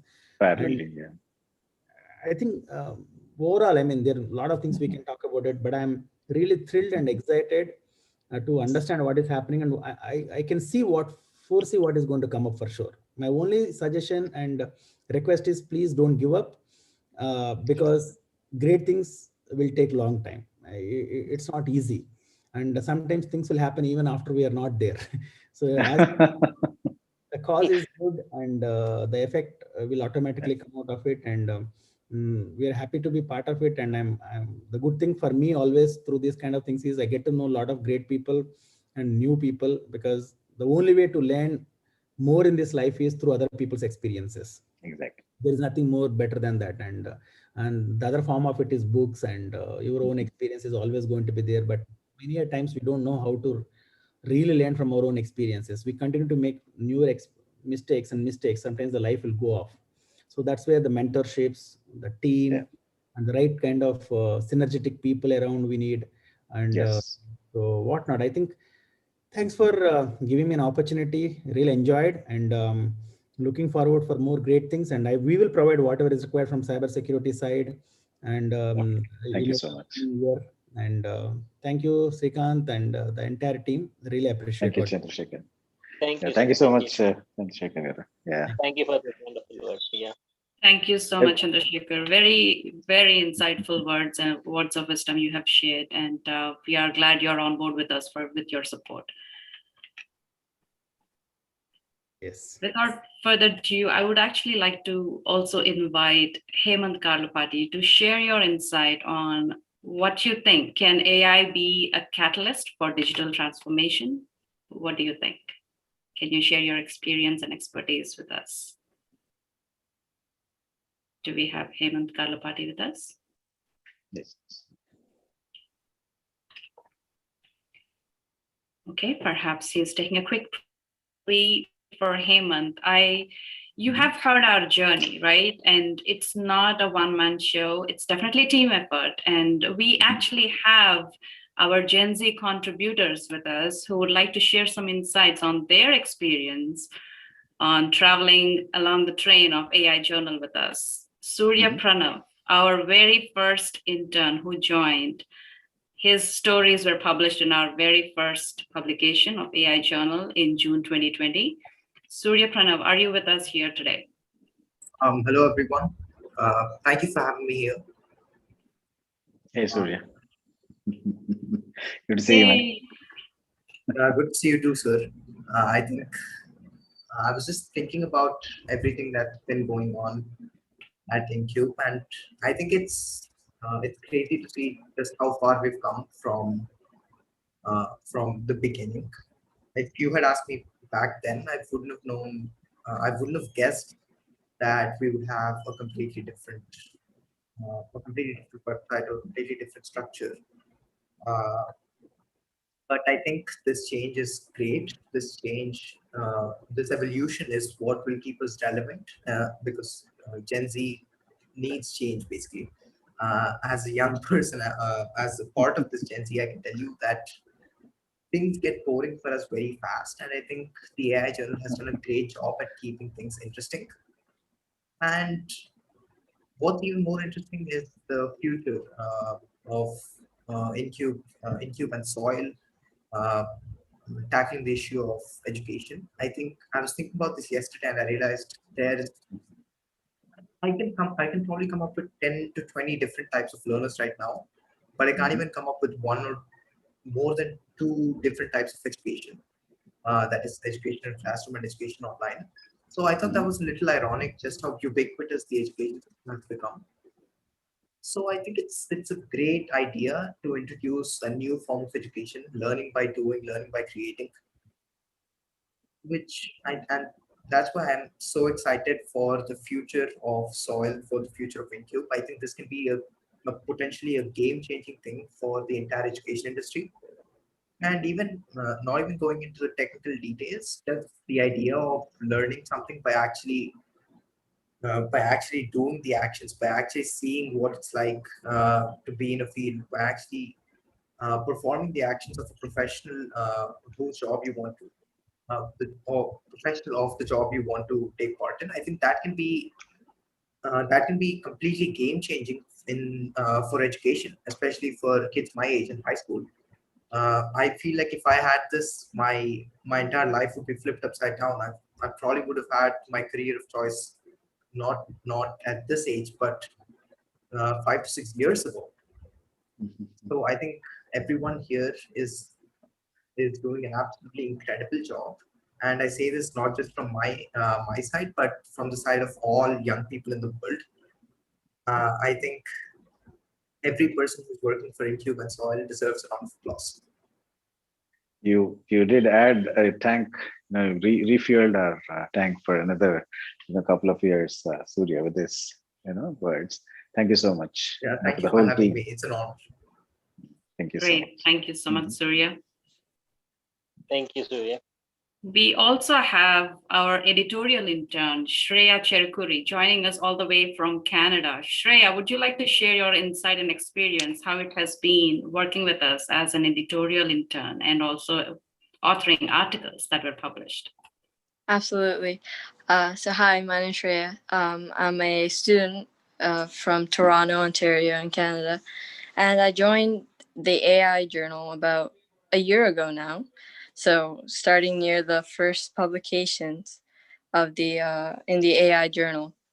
So I've been an editor for the past few months, about 5 months, and I've also provided or created 2 articles on the AI Journal, working with Satya and Kiran mostly on the fantastic creations of the younger interns. So from my experience personally, the pinnacle of this entire experience has been working with the younger generations and my generation, trying to produce work that's connectable, relatable to us, creating work that inspires us to be involved in not just AI as an industry, as in technology, IT, but also the vast majority of industries. The most important thing I've actually realized when working here, working with Kiran and Satya and the interns is that artificial intelligence is a niche category in creating it, but not in implementing it. And when implementing AI, it can span vast into broad categories, such as sports for me, my personal interest, or the medical field, or perhaps space, as one of the interns has spoken about. And that's something that I hadn't been particularly introduced to prior to this experience. But, getting to work in this journal, it's really put that idea into my head and really pushed home the idea that I don't have to be involved in IT particularly to embrace artificial intelligence, but I can be, or others can be involved in any industry and can pull it into their own unique ways. So I wanted to thank you all for that fantastic experience. And, I'd love to, moving forward, be able to push this idea home to the new interns and the new viewers of the AI Journal. Wonderful. Wonderful. Thank you. Thank you. Great. Thank you for sharing your words with us, Shreya. It was wonderful having with you on board with us. You have literally been my right hand during this entire journey, and without you reviewing so many articles, wouldn't have been possible. So thank you for all your support. Thank you. I think I should appreciate Shreya for actually, very first day when I interacted. You remember Shreya? So sports, and by the way, Shreya is a ice hockey player, and she's represented school at the district level, right, Shreya? More a Yes, yeah, I sports play person, competitive. Mhm. yeah. And when pandemic broke out, lockdown, and you were restricted to get onto the ice hockey, the playground or the stadium. That is when you try to divert and get yourself busy into storytelling, and AI is something new, and finally sports AI. Your first article, that's one of my favorite.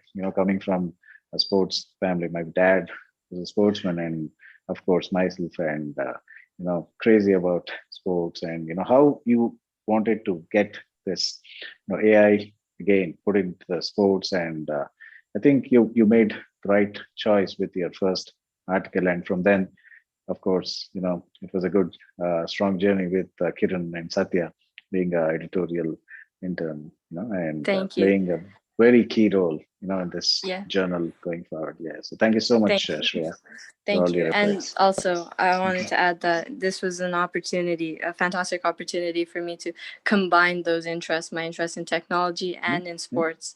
And I Yeah. feel like other interns will have and will find this to be an integral part of the experience moving forward.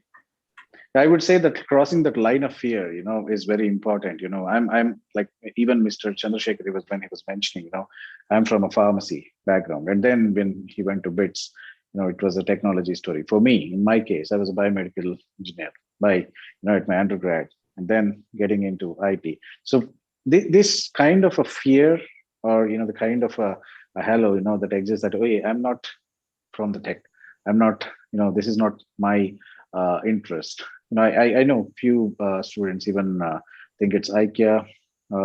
She hated, the AI, the very first instance, but again, the moment she entered the digital talks, and that is something changed her, complete mindset on AI. And then she authored 2 stories right here, and completely changed the perspective towards AI. And it's not always sitting and coding or writing the code and all. There is a lot on the design front, and that comes from the functional expertise, that is understanding the particular discipline or group of disciplines and trying to integrate them. So AI, or any kind of experience, right, it's not just technology or the information technology or the coding, or this coming into picture. There is a lot of story beyond it, and that is where the D6 framework, the 60 framework that we coined, right, the D1, D2, D3, there is no technology as such.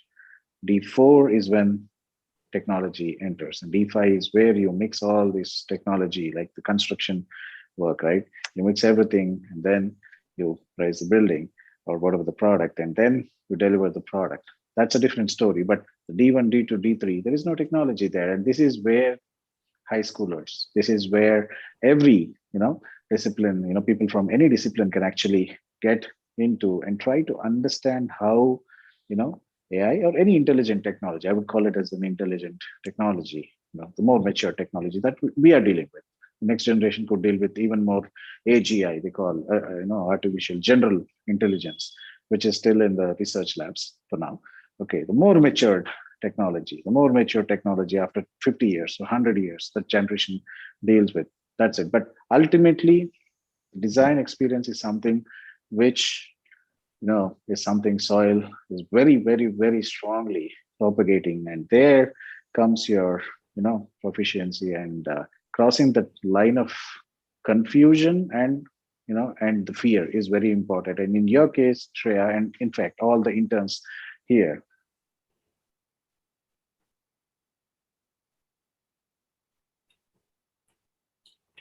Looks like we have a technical issue here. No worries.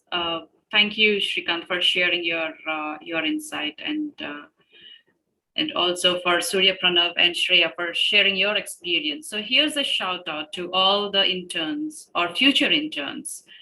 If you are viewing us on live stream, and if you are aware or if you know anyone who would be interested to get published in a journal like this, please do reach out to us. We are open and we are welcoming all new interns, and you can be a storyteller or you can join the soil, one of the labs in soil as a researcher as well. There's a lot to learn, lot to offer at soil. So please do reach out and get your hands dirty with technology or with storytelling. And we assure you it's gonna be a very promising and enriching experience for you. So please do join us. Anything you would like to add there, Satya, about the different experience we offer for interns? Yes, we would definitely like to have more interns join with us and then, experience what the others have experienced, and, be learn the art of storytelling, explore, research, understand how to forward your thoughts and, perspectives. So, yeah, I would say everyone is welcome. Everyone is welcome to actually give it a try. Yeah, come join us. We have stints ranging from anywhere between a couple of months to even a year or more if you like to stick with us and contribute and learn from us. So we have different varied internships open. So please do reach out. Again, the details are available on the live stream as well. You are already viewing this on Soil Campus, so you have an option to reach out to us through that website. Okay, I believe all the speakers have shared their nuggets of wisdom with us already. Thank you so much for being here with us. I would like to individually thank all the three guests, starting from our special guest, Mr. J.A. Chaudhary Garu, the chairman of Indian Blockchain Standards Committee, our chief guest, Mr. Chandrasekhar Reddy, the founder CEO of CSCC Labs, the guest of honor, Mr. Hemant Karlapati, the co-founder and CTO of Third Eye. Thank you so much for joining us this evening and sharing your nuggets of wisdom. And my dear fellow change makers and the guests viewing us worldwide, please continue to make the change in the world. And also, please do join us on this mission to make AI Journal the voice of the Gen Zs. Thank you, Kiran. Thank you, guys. Bye. Thank you. Thank you all. It was a pleasure to be here. Thank you, everyone. Bye.